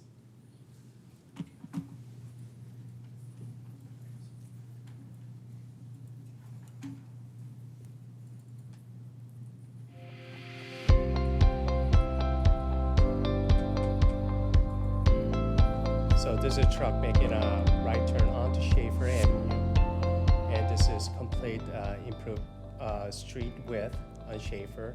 This is an unimproved on the north side of Schaefer, and we are making the right turn or left turn onto Yorba corner so that trucks can maneuver in and out with no obstruction onto Yorba Avenue. Once it's bound on Yorba, the building is designed to make counterclockwise, and also we have a middle left turn lane. They can enhance the traffic flow, not blocking the traffic, either oncoming or ongoing traffic. And also we have a long truck queuing line on both north and south of the project that will definitely help not staging any trucks waiting for the queue into the project. And we're here for any questions you may have. We'll answer those questions with the best of our knowledge. Thank you. Thank you very much, Mr. Kim. Okay, any members of council have comments or questions? Chris, do you have any questions or comments? Mark? Have we already contacted the meatpacking business to see, one, if they have enough parking on their site to accommodate all their employees? And if they don't, do we have any idea where they're going to park? So we have been working off and on with the meatpacking facility. They did have an application into the city to make some modifications to the plant that are required to implement new rules from the U.S. Department of Agriculture. And as part of that, we're requiring them to accommodate all of their parking on site. And so that application has stalled out. We have not had any communication with the facility for several months, but they do know where the city stands on ultimately achieving all of their required parking on site. But are they aware that they're not going to have any parking there anymore? They're probably not directly aware of that. We discussed that ultimately we need to get them from not parking on the street, but there was not a imminent hard and fast deadline that we're going to sign it no parking at a certain point. Do we know when we're going to sign it no parking? So that would come with the capital improvement program. So it depends on the timing of the construction. But that it would be a part of the construction of the CIP to widen the street in that area.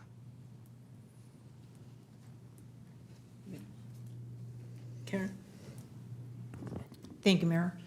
First thing I'd like to do is to thank the staff and the applicant for working so diligently together on this project in order to bring additional improvements to this street to help mitigate some of the truck concerns to this location.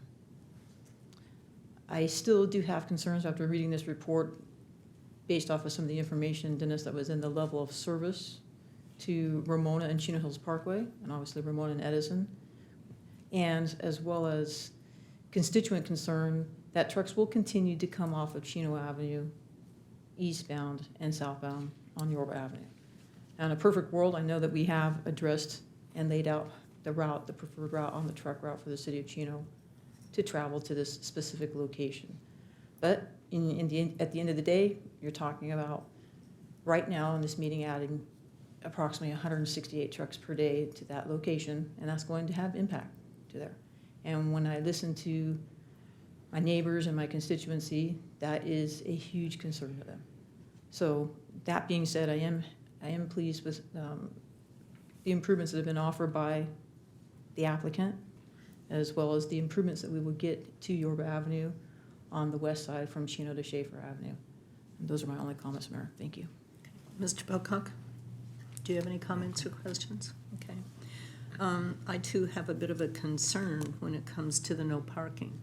And I would think that it would be very incumbent upon us to let the meat packing company know now that this is coming. If their application for changes on their site for more employee parking has stalled out, they need to know that they're not going to have an alternative. Okay, so I think, need to be considerate of that and let them know what's coming, way ahead of the CIP program. Karen mentioned the Chino Avenue problem with trucks, and we do have a huge problem with that now. We had also talked at one time about increasing our code enforcement or traffic enforcement, the truck enforcement. division. Commercial enforcement. Where do we stand on that? Have we hired an additional officer yet in a truck? No, we're going to have a discussion with council, and certainly, I know I've had individual conversations of interest about that. We just need to appropriate the funds to make that happen. Right now, we have one one commercial enforcement officer. We've seen a significant amount of citations, particularly in the southern part of the city. But certainly, we can add an additional staff member.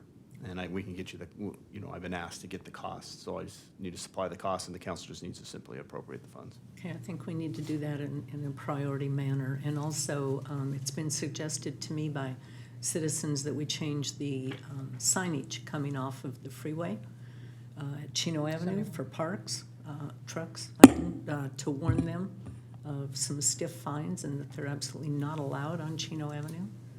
That might help a little bit with that.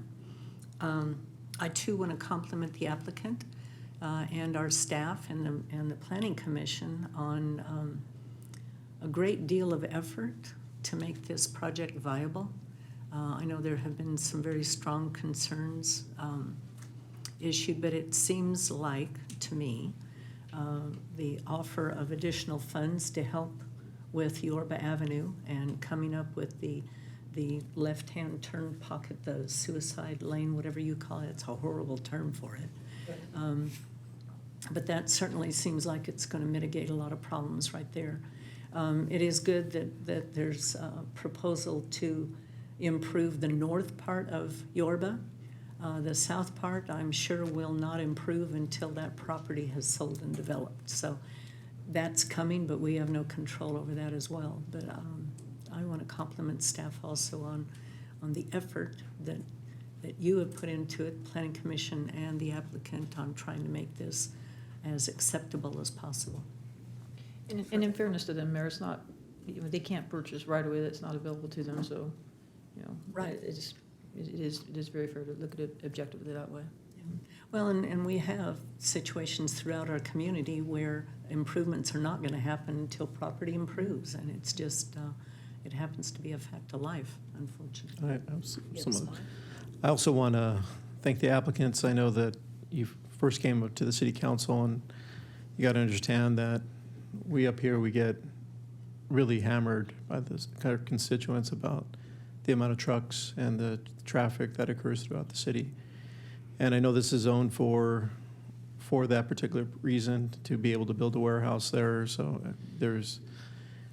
this was the best alternative that we could get, was to improve the streets so that it would mitigate the amount of traffic that's there, at least as best as we could at this point. But with that being said, I also echo the mayor's sentiment that our traffic enforcement needs to improve, and it's probably not just going to be one extra commercial enforcement, but with FedEx coming in and hundreds of trucks coming in and out of here an hour, it's probably going to require more than that, or it might be a combination of more motors and commercial or what have you. But there needs to be obviously some significant enforcement on the trucks. But one of the other things is this project was an infill project within the neighborhood, not something that happens normally south, is what we're looking at, all the industrial that's going up over by the preserve.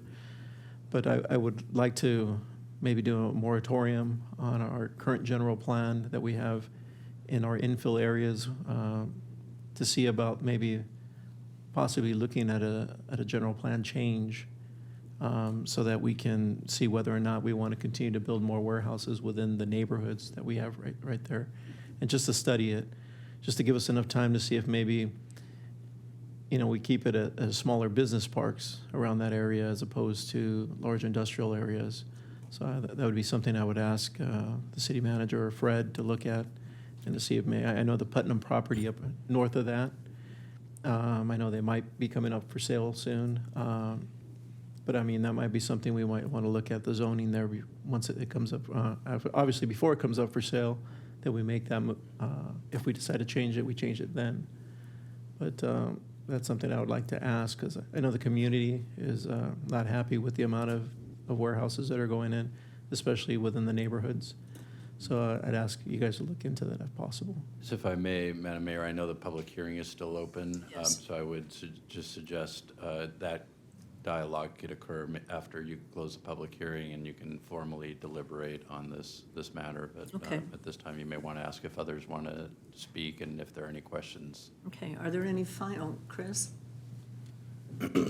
Yeah, the last time this was presented to us, one of my main concerns was just the confusion that some of our residents had. And I can tell you today, it's completely different, so you guys addressed that, and I appreciate that. As Councilwoman Comstock did mention, there is still a lot of complaints about, or worries, right, about this, the traffic, the semis that are gonna be coming down south from Chino Avenue. But the solution to that is, of course, getting pretty strict with our enforcement, and that's something I'm seriously, would like to, and we will address it. But with that in mind, I think that that's a solution to some of the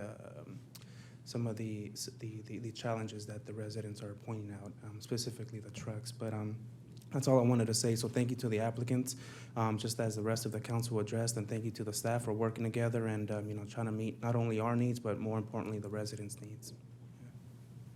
Okay, any final comments from the council before I ask if there's any public comments? Okay, seeing none. Anyone in the public audience would like to address the council on this item? Of course you do, Stubby. I think we're just going to give you a permanent microphone. Somebody has to watch over your shoulder. So thank you again. So it sounds like, to me, it sounds like you've all pretty much made up your mind, so I'm going to be devil's advocate here. So one thing I want to point out real quickly is that the animation that you just saw was with a 40-foot trailer, not the 53-foot trailer that was in the previous designs. Why the change, I don't know. But real quickly, the zone change should never have been part of the industrial building. You notice that everyone refers to it as a warehouse, because that is going to be what it is. And a warehouse is not appropriate in this location. Assuming that everything that they are discussing regarding the width of the road and the fact that we are now going to provide sidewalks and asphalt berms would somehow make the turns better, it doesn't mitigate the amount of traffic. If you have a one-lane road It doesn't matter if the lane is 11 feet wide or 22 feet wide. You still have a one-lane road. And that's the problem with this. Is a warehouse is not appropriate in this location. And even the ultimate design of the road at 44 feet, even with a scramble lane does not help with right-hand turns. In fact, it can hinder right-hand turns because truck drivers start their turn with the left side of the truck at the center of the street or cheating into the opposite lane. So the width of the street and the pedestrian improvements do not affect and they do not mitigate the amount of traffic that you're going to see. The amount of traffic is the problem. We allow warehouses in industrial and in manufacturing zones when perhaps we shouldn't, because it's not an appropriate environment. And no matter what you do here, if that becomes a warehouse, it's going to be a problem, and I guarantee you that the traffic counts in the traffic impact analysis will be found to be very, very short. So I seriously think you should consider this. I hate to see the school district, this project should never have been tied together to start with. The school district building is not part of the warehouse or industrial building, and it shouldn't be. I don't have a problem with the school district, but I do have a problem with the warehouse in that area. If you drive down south of Edison on Yorba and look at the tremendous problems they have there already with the trucks coming in off of Edison, which is a truck route, there's going to be nothing compared to what we see if a warehouse goes in here, a distribution warehouse, some kind of logistics warehouse. Those trucks can legitimately get off the freeway at Chino and drive south. There's nothing they can do about it, even with enforcement, because they either have a local delivery or a local pickup. And it's perfectly legal for them to do so. Schaefer does not connect to the 71 freeway. So I really don't think what you're saying is just a shuffling of what you've seen in the past last two times. It hasn't solved the problem, which is traffic mitigation. We have tons of traffic problems already, and this area is not served from the north by a truck route. Please consider that. And I hate to be the damn brag, but it's realistic. Staff, the zone change or the land use designation, general industrial, does that allow warehouses? Yes, it does. So it is a legally compliant use within the current zone. Yes. So we would not have the unilateral right to deny something that is allowed within that zone. Is that correct? Yeah, that's correct. The Planning Commission, in their previous action, approved the development of the warehouse on the site. What is before the council tonight is the change of the Ramona parcel to a public designation to allow for an office building there instead of an industrial building. But they are tied together through the environmental. So the environmental has to look at the whole of the project. So if we know that the school district is leasing the land for a development that they own for an industrial development, and that is related to the construction of their new headquarters, we can't segregate those. State environmental law says that if you know that there's other factors involved and there's other items associated with the project, you have to analyze the whole of the project. And so that's why the environmental is before the council, because the mitigated negative declaration is required to be approved by the highest approving authority, which in this case is the council for the general plan amendment and zone change. But the Planning Commission in their previous actions have approved a site approval and special conditional use permit for the warehouse building itself. Okay, thank you for that clarity. I know probably for the public's benefit, it would be a bit confusing as to why a school district administration office would be tied to an industrial building. The reason why is because Chino Valley Unified School District owns both pieces of land, correct? And Yes, that's correct. The developer of the building is going to build the district administration office, correct? Yes. So it was part of their business deal. Yes. Okay, that's why the two are married. Yes. So to speak. So the public benefit of this would be that the Chino Unified School District gets a brand-new administration building that the citizens would not be taxed to build, correct? That's my understanding. There are representatives of the school district that I would defer the intricacies of the deal to tonight. Okay. Okay, are there any other questions from the council to either staff or the applicant? Chris? Yeah, I just have one question. In Stubby's comments, he mentioned that, heavy enforcement on these trucks probably wouldn't solve the issue of the trucks coming southbound on Yorba from Chino Avenue. I was just hoping someone can address that. Is that true, and to what extent? And that's that, yeah. Mr. Barr is correct in that regard, because per the vehicle code, the California Vehicle Code, a truck does have the right to leave a route if they are taking the direct route to their origin or destination. So we, as an agency, can't prohibit a truck from reaching their destination. But we can designate routes as truck routes, and they have to use those routes to the best of their ability. When they deviate from those routes, it has to be direct. So it's ultimately up, I believe, to the officer's purview in terms of whether or not Chino Avenue is far enough away from the route on Ramona to warrant a citation or not. Certainly, Schaefer is right there adjacent to Yorba, whereas Chino Avenue is not. So you could argue both sides, I think, and then ultimately be up to a judge to decide whether or not the citation was to be upheld. Any other comments or questions? I believe, if I may, Madam Mayor, was Yes. part of the question as to whether enforcement of parking regulations would somehow improve the condition? Yeah, Just the not parking, truck just the truck. circulation alone, okay. Mark? No, it's, if a truck gets off on Chino Avenue, it legally can travel down Chino Avenue and turn onto Yorba and go to the warehouse because it's a direct route.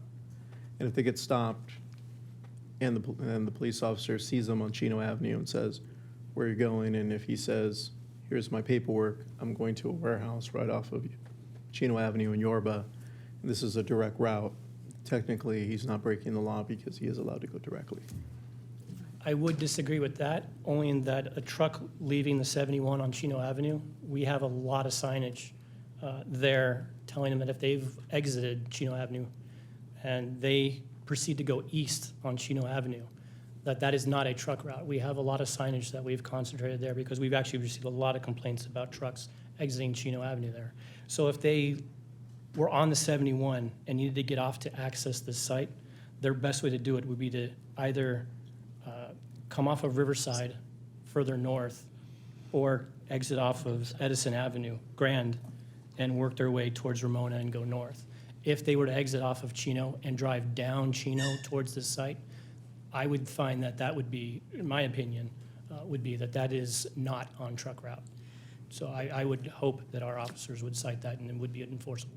But Dennis, I don't think there is an exit at Riverside Drive from southbound, right? Sorry, yeah. Yeah, you would have to get off at Reservoir. That's what I meant, sorry. Yeah, then you would have to come the other direction, so. You have to come southbound Reservoir to eastbound Riverside, then southbound properly Ramona. Correct.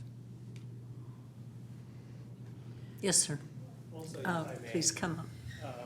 We also, through with the city staff and through our planning commission, we also incorporate this concern into our site plan itself. If you could go to our presentation,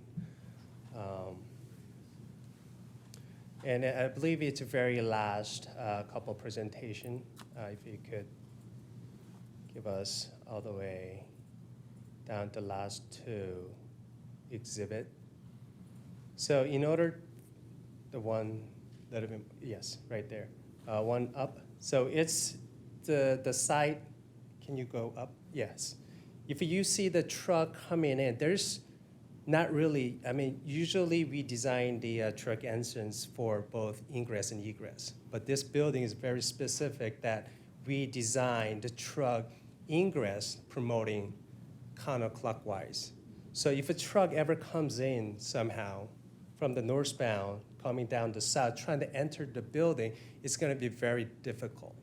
So if a new driver doesn't really know the route, there's a lesson there. Okay, this building, if I'm driving there, I have to come up from the southbound. That kind of give knowledge to truck driver to specific to this location, my truck route is coming from the southbound on Yorba. And it's the same design on the next slide.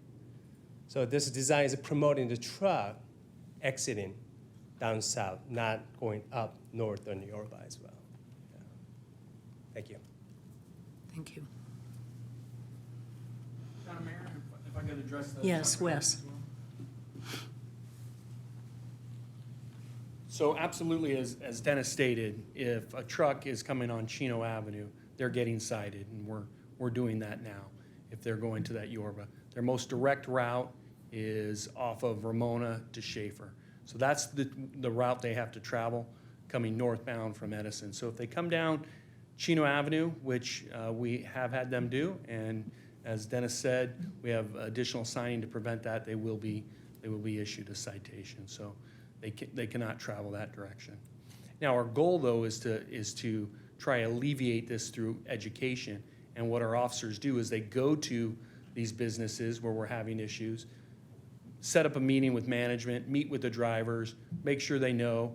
And I think in this particular case with having the trucks understanding that the best entrance is northbound and making a left turn, that shouldn't be a problem. But there will be drivers that will, brand new to the site, never been there, and we'll have to educate them, and sometimes that education will have to be through enforcement. Okay, thank you very much, Wes. Okay, any further comments from council? Any comments from the audience? Yes, Karen. If for the applicant, sir, we would appreciate, just from the education perspective, I am assuming that most of your logistical drivers will be using applications and different things to deliver to your location. Encouraging them to obey those applications. We just recently had another conversation with a logistical provider on the south end of town, of their expectation to obey the truck route as much as possible. If we start generating too many complaints, you can expect for not just the police department's enforcement, but for them to visit your operation as well and ask for cooperation and education in order to get them to comply and stay on those routes. Thank you, sir. Okay, any other questions, comments from the audience? Yes, sir. Good evening. Greg Statura, Assistant Superintendent, Facilities and Planning for the school district.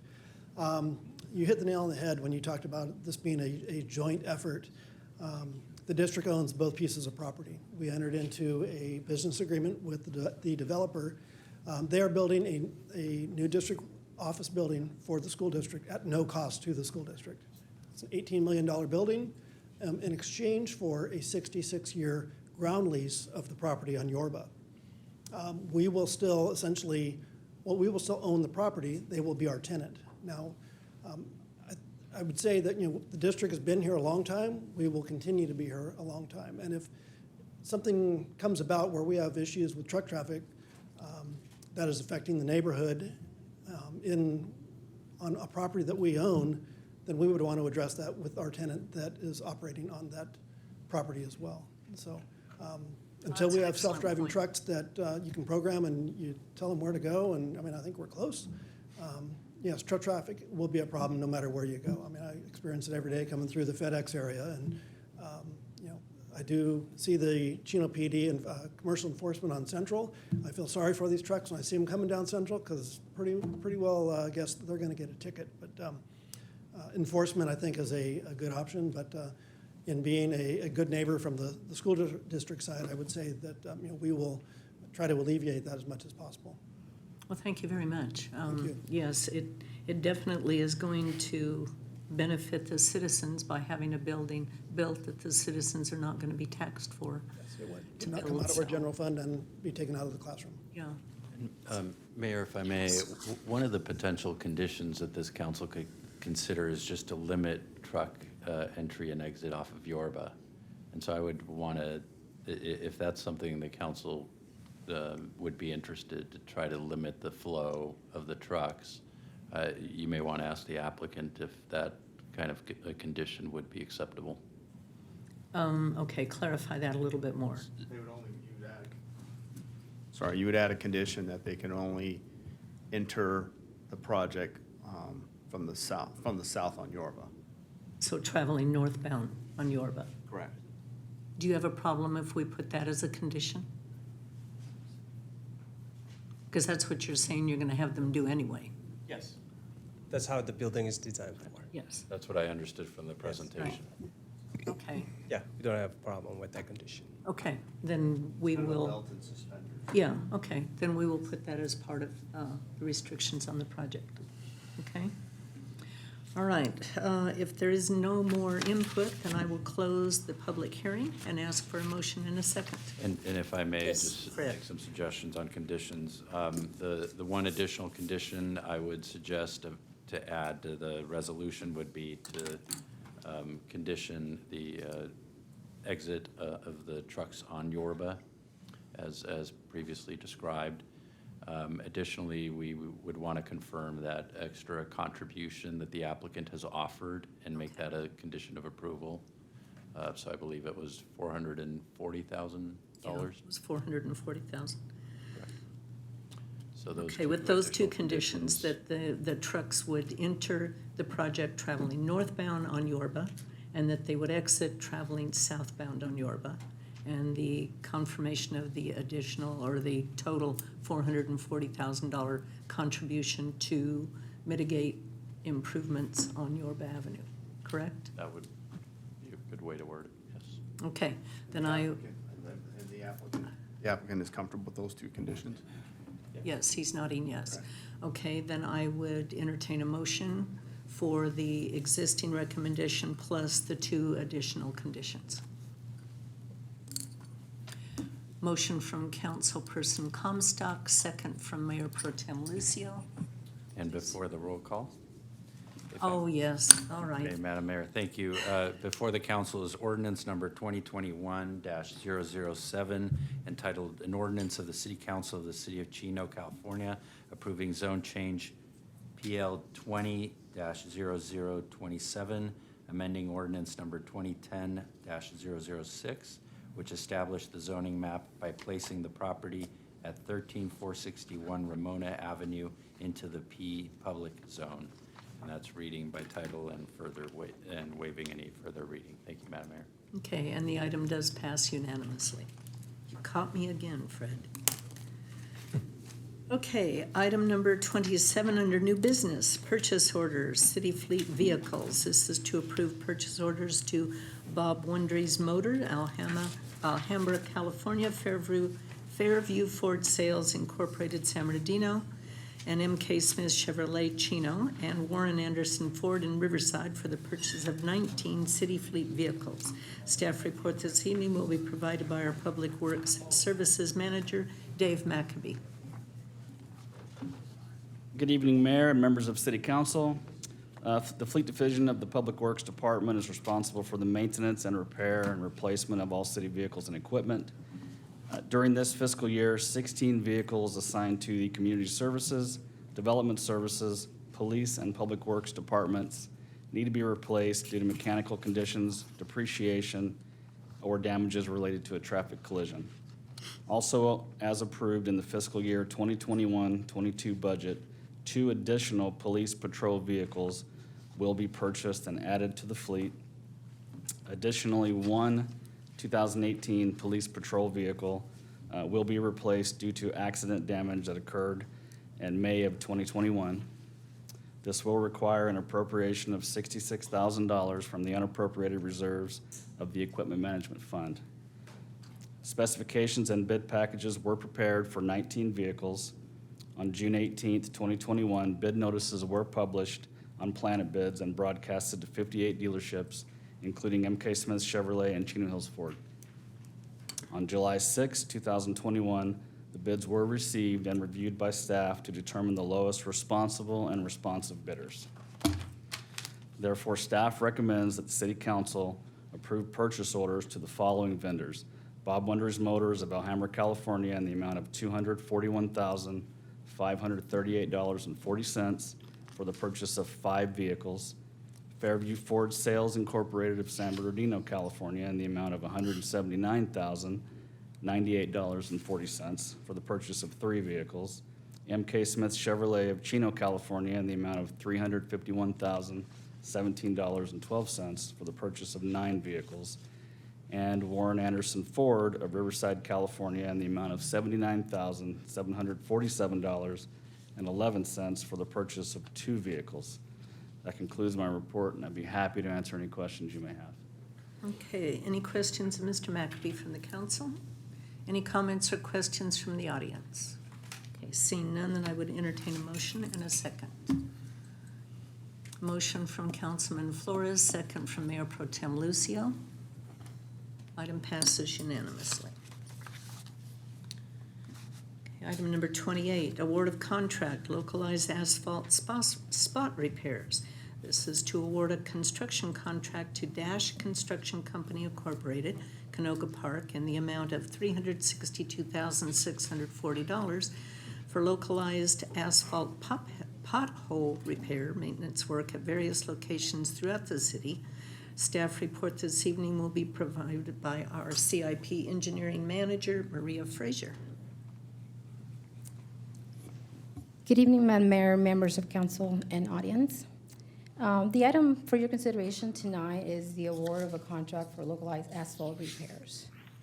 The Public Works Department is preparing to start the annual slurry seal treatment street maintenance program for 21-22. And the following streets will be included in the program: Central, southbound lanes from Chino Avenue to Schaefer Avenue, and all travel lanes from Schaefer Avenue south to approximately the city limits. Chino Avenue, all travel lanes within the city limits from approximately west city limits to about Euclid. Pipeline Avenue, all travel lanes within the city limits from Philadelphia Street south to Edison Avenue, in which we're going to tie into another project that we're currently will be starting construction. Ramona Avenue, all travel lanes within the city limits from Philadelphia Street south to approximately the city limits of Chino Hills Parkway, and will exclude the bridge decks that go over the 64 Caltrans. The surface pavement condition in some of the areas have experienced a level of deterioration that requires spot repairs. Repairing these spots in advance allows the improved application of a slurry seal, which will extend the useful life of the pavement. The project was advertised on Planet Bids, Chino Champion, and the City Online Procurement on July 14, 2021, and on August 5th, 2021, the city received 8 bids, a summary of which of the results is included in your staff report. Dash Construction, Inc. from Canoga Park was deemed to be the lowest responsive and responsible bidder with a total bid amount of $362,640. I would like to highlight that the Infrastructure Committee members, Mayor Pro Tem Mark Lucio and Council Member Karen Comstock, have reviewed and recommended approval of the program scope of work and all the mentioned streets. This project is estimated to start mid-September, and it will focus first on Central Avenue segment, which is ready to start. STAR will monitor the progress, and if the temperatures and the weather is not right, we will continue with repairs and we'll commence the actual slurry in May. But we're going to focus on the repairs first. Therefore, it is staff recommendation that council approves the staff report with the recommendations indicated. This concludes my report, and I'll be happy to answer any questions. Thank you, Maria. Any questions this evening? No? Any comments or questions from the audience? Okay, seeing none, then I would entertain a motion in a second. Motion from Councilman Flores, second from Mayor Pro Tem Lucio. Item passes unanimously. Next is our mayor and council reports. August was supposed to be a month with no meetings from the council. So I'm going to briefly list the meetings that I attended since our last council meeting, which was on July 20th. Wednesday, July 21st was the mayor's prayer breakfast. Thursday, July 22nd, Watermaster Board of Directors meeting. Wednesday, July 28th, CDA Finance Committee. Wednesday, August 4th, filmed the mayor's monthly videotaping, and I met with staff and residents on Ryan Way to discuss parking restrictions and accumulation of runoff water. Thursday, August 5th, I attended the CDA Board of Directors meeting, the IEUA Regional Sewage Program Policy Committee meeting. Thursday, August 12th, the SBCTA Metro Valley Committee meeting and the Watermaster Confidential Appropriative Pool meeting. Wednesday, August 18th, Mayor's Prayer Breakfast. Also met with Wayne McAfee Consultants regarding the city manager's evaluation. Thursday, August 19th, Watermaster Confidential Appropriative Pool meeting and Watermaster Advisory Committee meeting. Friday, August 20th, attended the Celebration of Life for Louis Moreno. Sunday, August 22nd, I attended Maria Escanuela's 100th birthday celebration and presented her with a recognition certificate. Monday, August 23rd, I, along with several Public Works staff members, toured the Water Facility Authority's plant, and I would encourage other council members to talk to Amanda Coker to schedule a similar tour. Tuesday, August 24th, I attended the Groundwater Recharge Coordinating Committee meeting and the West Valley Mosquito and Vector Control District Board of Directors meeting. Friday, August 25th was my stepson's funeral and celebration of life. And I want to thank everybody for the flowers and the cards, and Karen for you attending, and the well wishes were really appreciated by my husband and the rest of our family. It's been pretty hard. Tuesday, August 31st, I met with former IEUA board member Katie Parker to discuss water issues in the valley. Wednesday, September 1st, attended the Omnitrans Board of Directors. The Ontario Loop project was provided, we were provided with an update on that. Representatives from Omnitrans and SBCTA toured the Las Vegas Convention Center Loop in order to meet with the boring company and observe how the system works. There's going to be a tunnel from Rancho Cucamonga Metro to the Ontario Airport. It's going to be interesting. Let's see. Virtual meetings started in April of 2020 due to the variant. Omnitrans is now doing hybrid meetings as long as the state's emergency orders on the Brown Act stay in effect. Permanent barriers were built on all the buses to ensure the safety of bus drivers at a cost of over $1 million. And Wi-Fi is going to be installed on all the fixed route buses, 167 buses at a cost of over $500,000, with the year's operating cost of $53,000. So people riding public transportation will be able to use free Wi-Fi. Then I virtually attended the San Bernardino County Transportation Authority Board of Directors meeting also. That was September 1st. The San Manuel Band of Mission Indians has offered to provide resources and training materials to cities and counties for the purpose of achieving AB 52 compliance. The AB 52 requires consultation with tribes at the earliest point in planning to avoid conflicts on any projects on or after July 1st, 2015, where tribal governments have identified tribal cultural resources in the project area. I don't think we have any sensitive areas like that, but if we do, the San Manuel Band of Mission Indians have offered their services.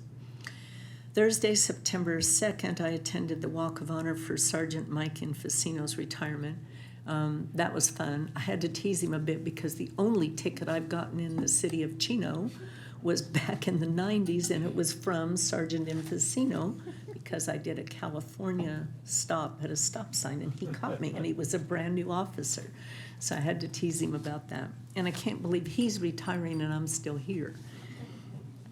That was fun. And there were a lot of the old timers that came to the retirement too. That was fun. Attended the Chino DeSalter Authority Board of Directors meeting that day and the IEUA Sewage Policy Committee. There was an overview of the Chino Basin program that was provided. Now, that total project is going to cost $650 million, and it's a water storage investment program. They have a potential of getting a state grant of $212 million at a cost of $650 million. So there's a lot of communities that are not necessarily in favor of that. There's going to be a workshop later on this month between all the member agencies to talk about this very expensive program and see if the agencies are going to be in favor of it. Doesn't look like it. February, September 3rd, I attended the Senior Center's September birthday celebration. And then again, this coming Saturday is the September 11th memorial tribute to those lost on that fateful day back many years ago. I encourage the public to attend that. That's going to be a very moving ceremony. Mayor Pro Tem Lucio. That's all I had on our meeting, on our month of dark month. Crazy. Okay. Well, on July 29th, I attended the League of California Cities program that they had over at the Doubletree in Ontario. One of the things that they highlighted was that we are in extreme shortage of blood. I believe they told us that day that O-positive blood for our region, they only had 2 pints. So they said in an average surgery, they need multiple pints and probably wouldn't have had enough and would have had to reach outside the district or outside the region to try to get blood delivered in so that they could have surgeries. So if you do donate blood, this would probably be a great time to do it. I know there's a lot of people that are having blood drives because of this, but we're extremely short. That was one of the things that they highlighted during that meeting.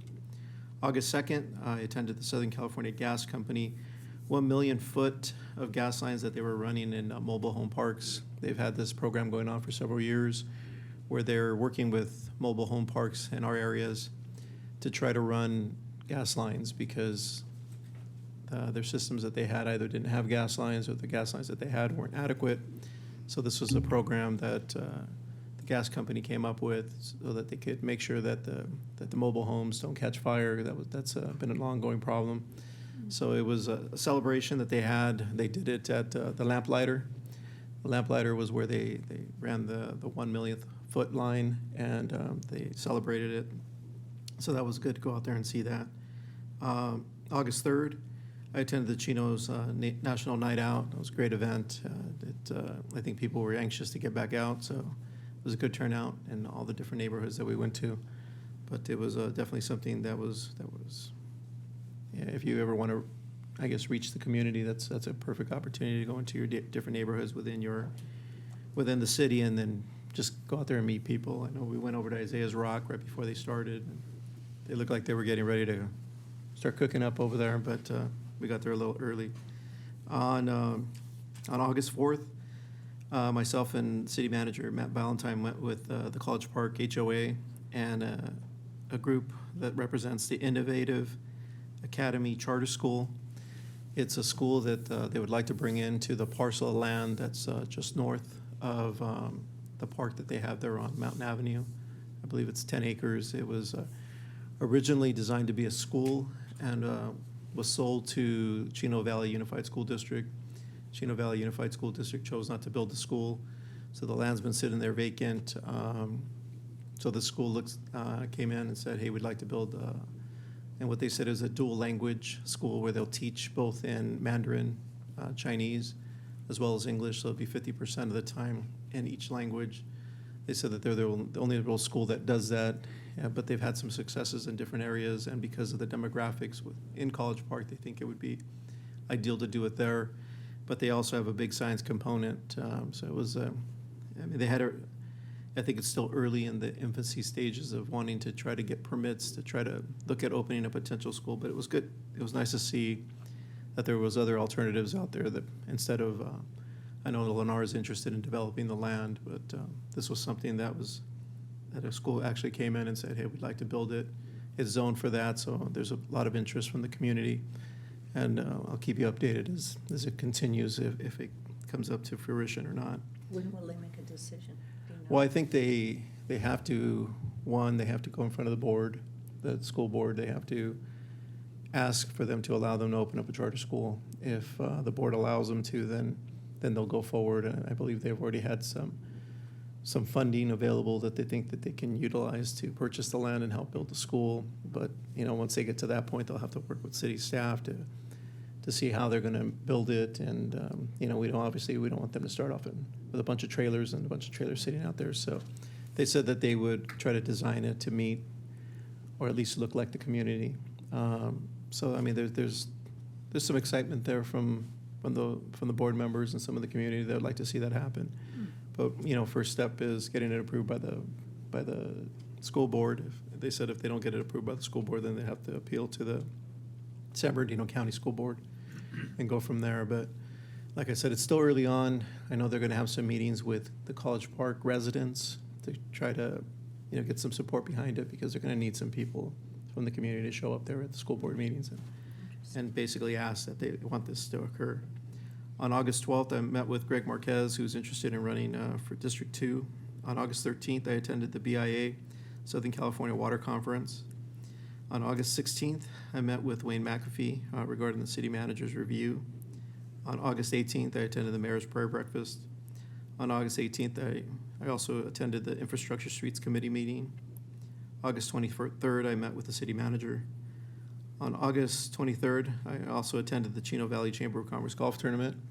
It was a great day to go out there. It wasn't hot, but it was good to see all the local businesses out there and everybody golfing and the camaraderie that was out there. I think it's been long overdue for us to get together as a community and socialize once again. On September 1st, I met with the city staff regarding the new city website. I think it's going to be a good thing. It's definitely a big improvement from what we previously had, so I look forward to seeing once it's complete. On September 1st, I attended another Infrastructure Streets Committee meeting. On September 2nd, I also attended the Walk of Honor for Mike Infusio. Oh, that was a good turnout. I thought you guys did the walk after the ceremony inside, but I guess you guys do the walk first and then the ceremony inside. So I had it wrong on my calendar. I thought it started at 9:30. I'm sorry, I thought it started at 8:30 instead of 8 o'clock. September 3rd, I attended the seniors' birthday celebration, and I didn't realize how much those seniors love bingo. I mean, it was like, all right, here's the awards for the people's birthday, but now let's hand out the bingo cards. But it was, it's good to see them. They have a good time. September 11th is going to be, not only is it my mother's birthday, so I'll never forget September 11th, but obviously it's September 11th is when the terrorists hit our buildings there in Twin Towers over in New York. And I think anybody that was around, maybe not Chris, because Chris might have been too young, but everybody remembers when that happened and where they were. And for me, I was just coming off shift, and we walked in and then seeing the planes actually hitting the buildings, and then we're watching it live when it hit the second building. It's definitely something that I'll always remember throughout my life.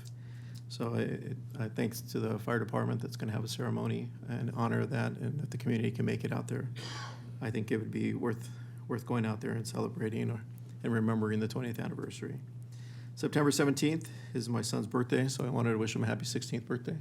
16. And yeah, 16. Does he have a car? That's what he's shooting for. But right now I'm stalling. I'm saying, hey, there's a chip shortage.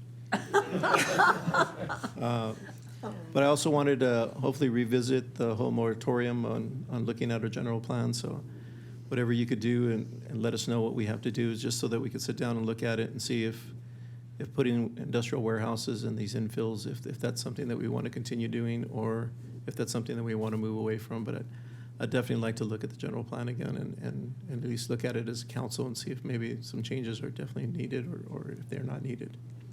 And that's all I have. Okay, so you had a dark month too, Yeah, huh? it was good, slow. Jeez. Councilmember Comstock. Thank you, Mayor. And before I get started with my report, I'd also like to support Mayor Pro Tem's recommendation to staff that we can look at that area for Yorba Avenue and consider the zoning changes there. In speaking with local residents from the community, I know there is some concern about, additional truck traffic potentially coming to that section of the town. So thank you for bringing that up, Council. On July 22nd, I attended a Chamber of Commerce event in the city of Corona. The event featured a local professor as the guest speaker who discussed his perspective basically on the economic recovery of the Inland Empire. So that was a nice event there. On July 26th and on August 23rd, I attended the Community Services Commission meeting here in the City Council chambers. On August 3rd, I also participated in a citywide national night out. Aside from it being extremely hot that day, it was a very good turnout by our local stakeholders and shareholders in our community. It was very nice to see people enjoying their neighborhoods and their neighbors responsibly outdoors and having barbecues. On August 14th, I attended the community concert at Founders Park in the Preserve. That also was a very nice turnout for the community. The band was named Radio Ready. They're like a top 40 cover band, and they really did a good job. They had a saxophone player that was amazing, and I think everyone that attended that night had a really nice evening. I want to thank the community, the Preserve residents for coming out, as well as the Chino Kiwanis for helping to bring that concert to Founders Park. On August 16th, I also participated in feedback with Dr. McAfee regarding the city manager's review. On August 18th and on September 1st, I attended an infrastructure meetings here with Mayor Pro Tem Lucio and staff from City Hall.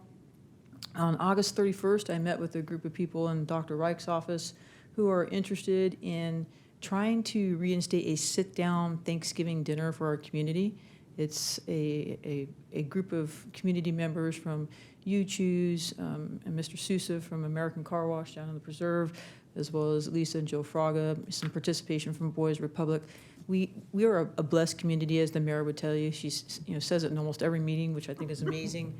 But this community does a lot, and community services does a lot to take care of this community. And we didn't want that to conflict with other outreach events such as Isaiah's Rock. So we're working with staff to see if we can secure a location, do a sit-down Thanksgiving dinner with some of these community members. I think would be really great, involving the neighborhood house as well, and potentially also provide them with a take-home meal. So that's pretty exciting. On September 1st, I also attended the Chino Valley Unified District Measure G Bond Oversight Meeting at the district boardroom. They provided some updates on all the progress to the bond improvements. Mr. Statura was here earlier this evening. He did talk about some overages that were happening at Chino High School. There were some questions about the exact figures to some of those overages and what the costs were. They have not projected them yet, but they will be coming. But Chino High, regardless, is going to be very, very nice. I think there's going to be a lot of promise restored to Chino High to bring back some student population there with what they're going to offer. But it is coming with a price. But the progress there is amazing, and the school is already looking quite nice. On September 2nd, I attended the Walk of Honor to celebrate the retirement of Sergeant Mike Infacino as well. Mike served this community well, did a great job. He's a great man. Interesting story about Sergeant Infacino. I helped to recruit Mike and bring him to the police department, so it was an honor to attend his retirement ceremony that day and honor his service to the city of Chino. Mike's moving out of state. He'll be missed. So thank you to Mike and Nicole for your service to our community. Nicole happens to be his wife. This Thursday, September 9th, Mary, you mentioned that the city's going to be hosting their office hours down in the Preserve.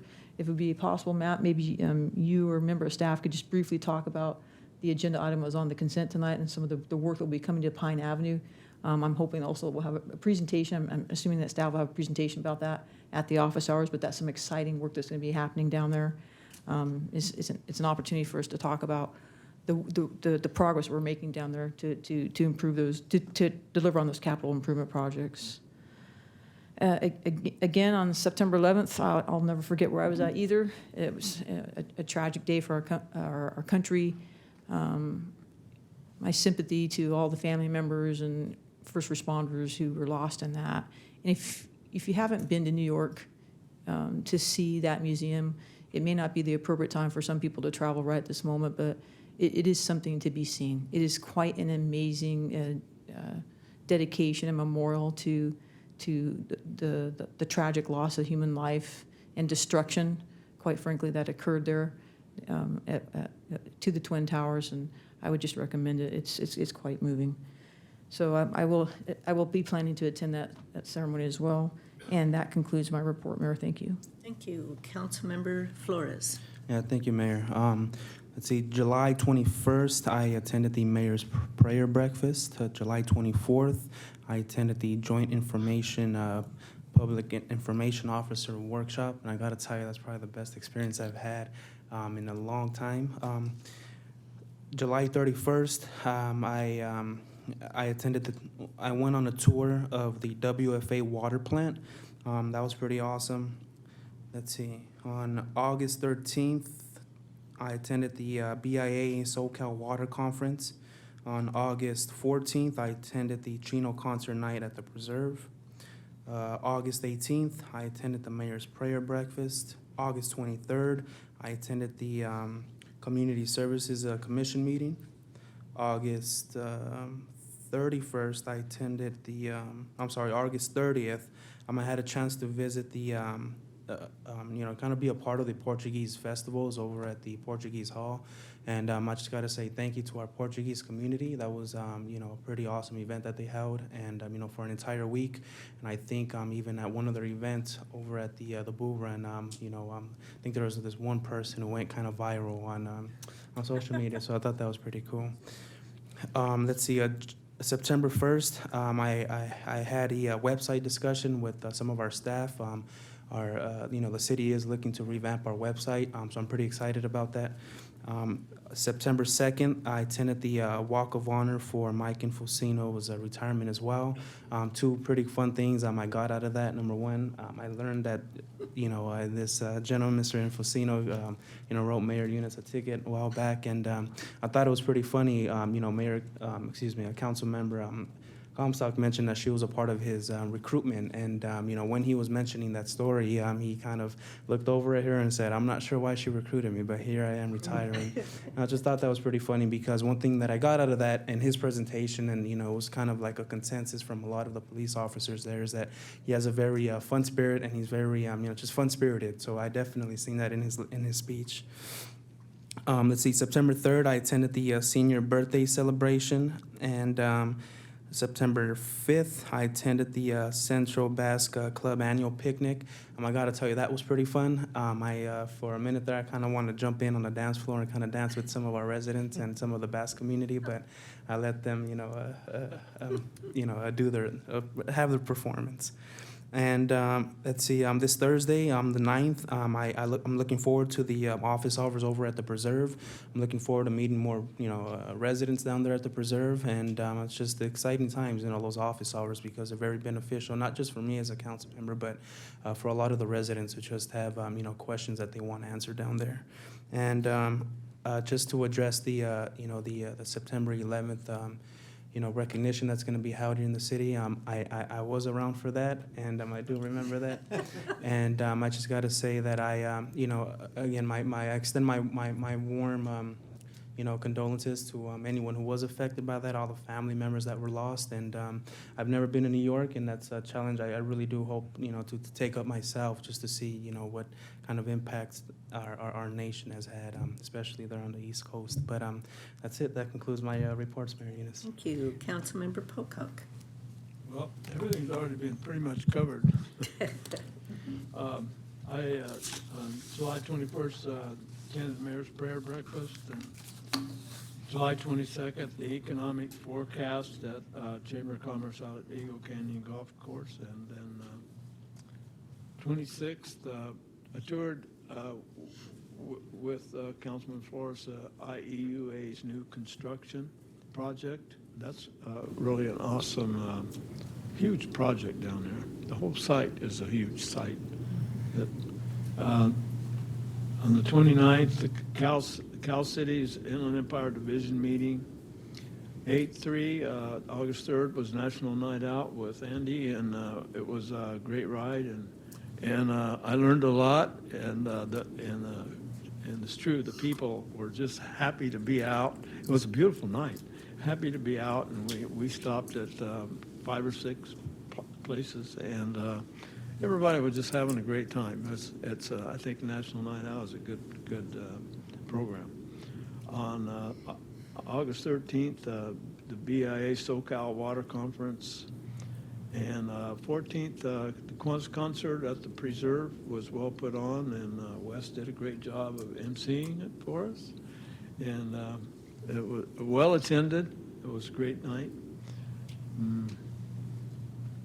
16th, Chamber of Commerce Board of Directors virtually.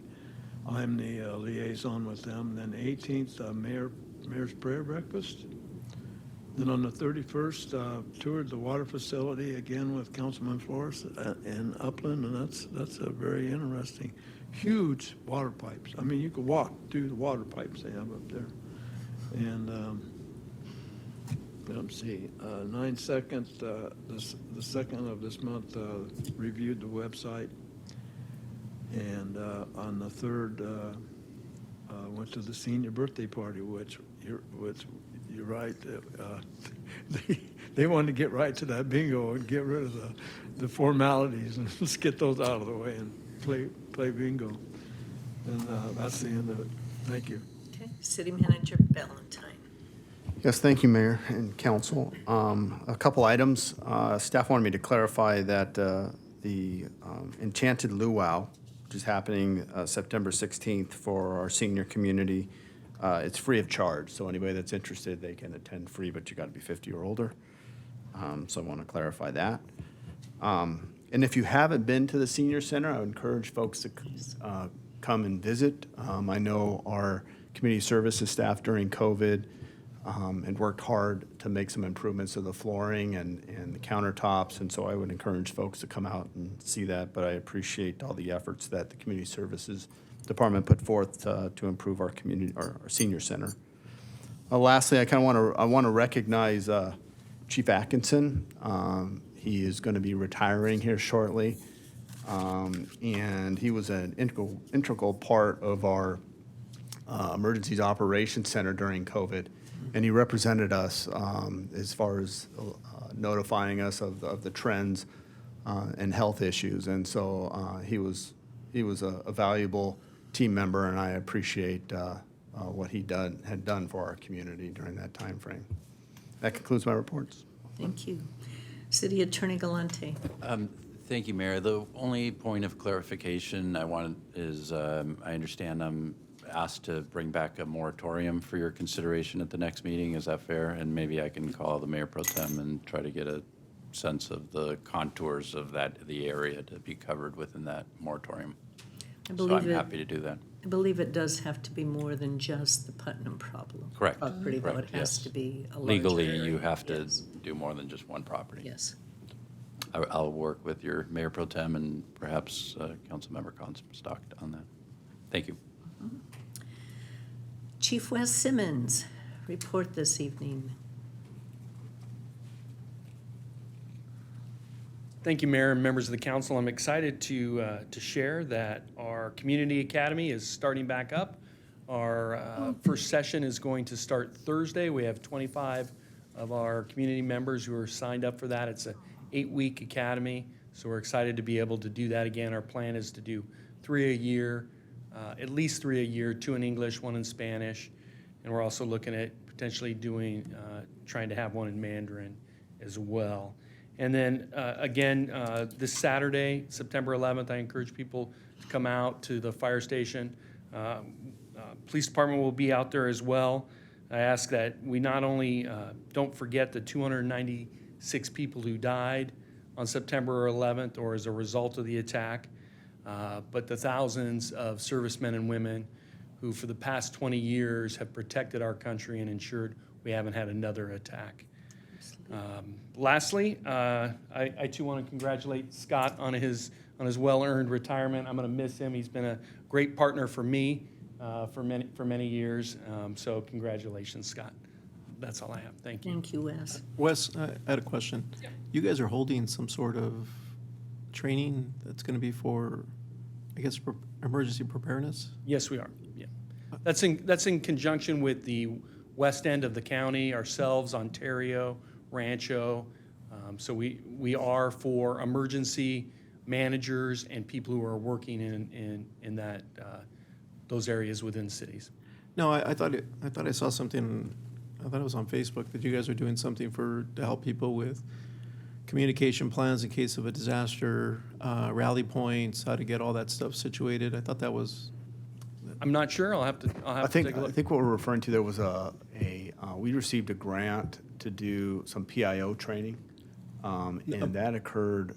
no, this is for totally the, separate. this is for the community. I think you're having some classes in English, some classes in Spanish. I think this week it's in English, next week it's in Spanish, but it's to help people, I guess, prepare for disasters. Emergency preparedness. Right. I know we do that periodically throughout the year, so I don't have the details on that, but I can bring those back. Okay, thank you. I believe that's your faith-based collaborative that's doing that. Okay. Thank you. Okay. Deputy Chief Scott Atkins, I can't believe you're going to retire. Well, thank you very much for having me tonight, Madam Mayor and City Council. This is my last City Council meeting for the City of Chino. Also, today's my 30th anniversary with the fire department. I started 30 years ago. And it's been an honor to serve the City of Chino. I mean, I can honestly say I served with Karen as an officer, ran many calls with her back in the day when I first started my career at the fire district. It's been an extraordinary adventure, but it's not going to stop. I'm going to actually be working for Mount San Antonio College. I'm going to oversee their paramedic program. Ironically, I was class number 1 in 1988. I first went to paramedic school at Mount Sac. So I'm going back there to bridge the gap for a few years while my youngest still is in high school and continues on. And then, so I'll be there working through that program. I'll also be assisting with the Fire Academy, which we host at our current Chino Valley Training Center. So it's my honor to also serve in that capacity. But I want to thank all the council. Also want to thank the City of Chino for a wonderful career. What a great place to work. It's just been an honor, and I'm so blessed to have worked with all of you. Thank you very much. Well, thank you for coming this evening, and have a wonderful retirement. Okay, I would also like to wish Raul Garnica a belated 99th birthday. Now, the PD did, you'll recall this, Wes, the PD did quite a nice celebration for him last year for his 98th birthday. So this year, a couple of days ago, he turned 99. With that, we will adjourn to our next regular meeting to be held on Tuesday, September 21st at 7 o'clock with closed session starting at 6 if necessary. We are adjourned. The gavel. The gavel.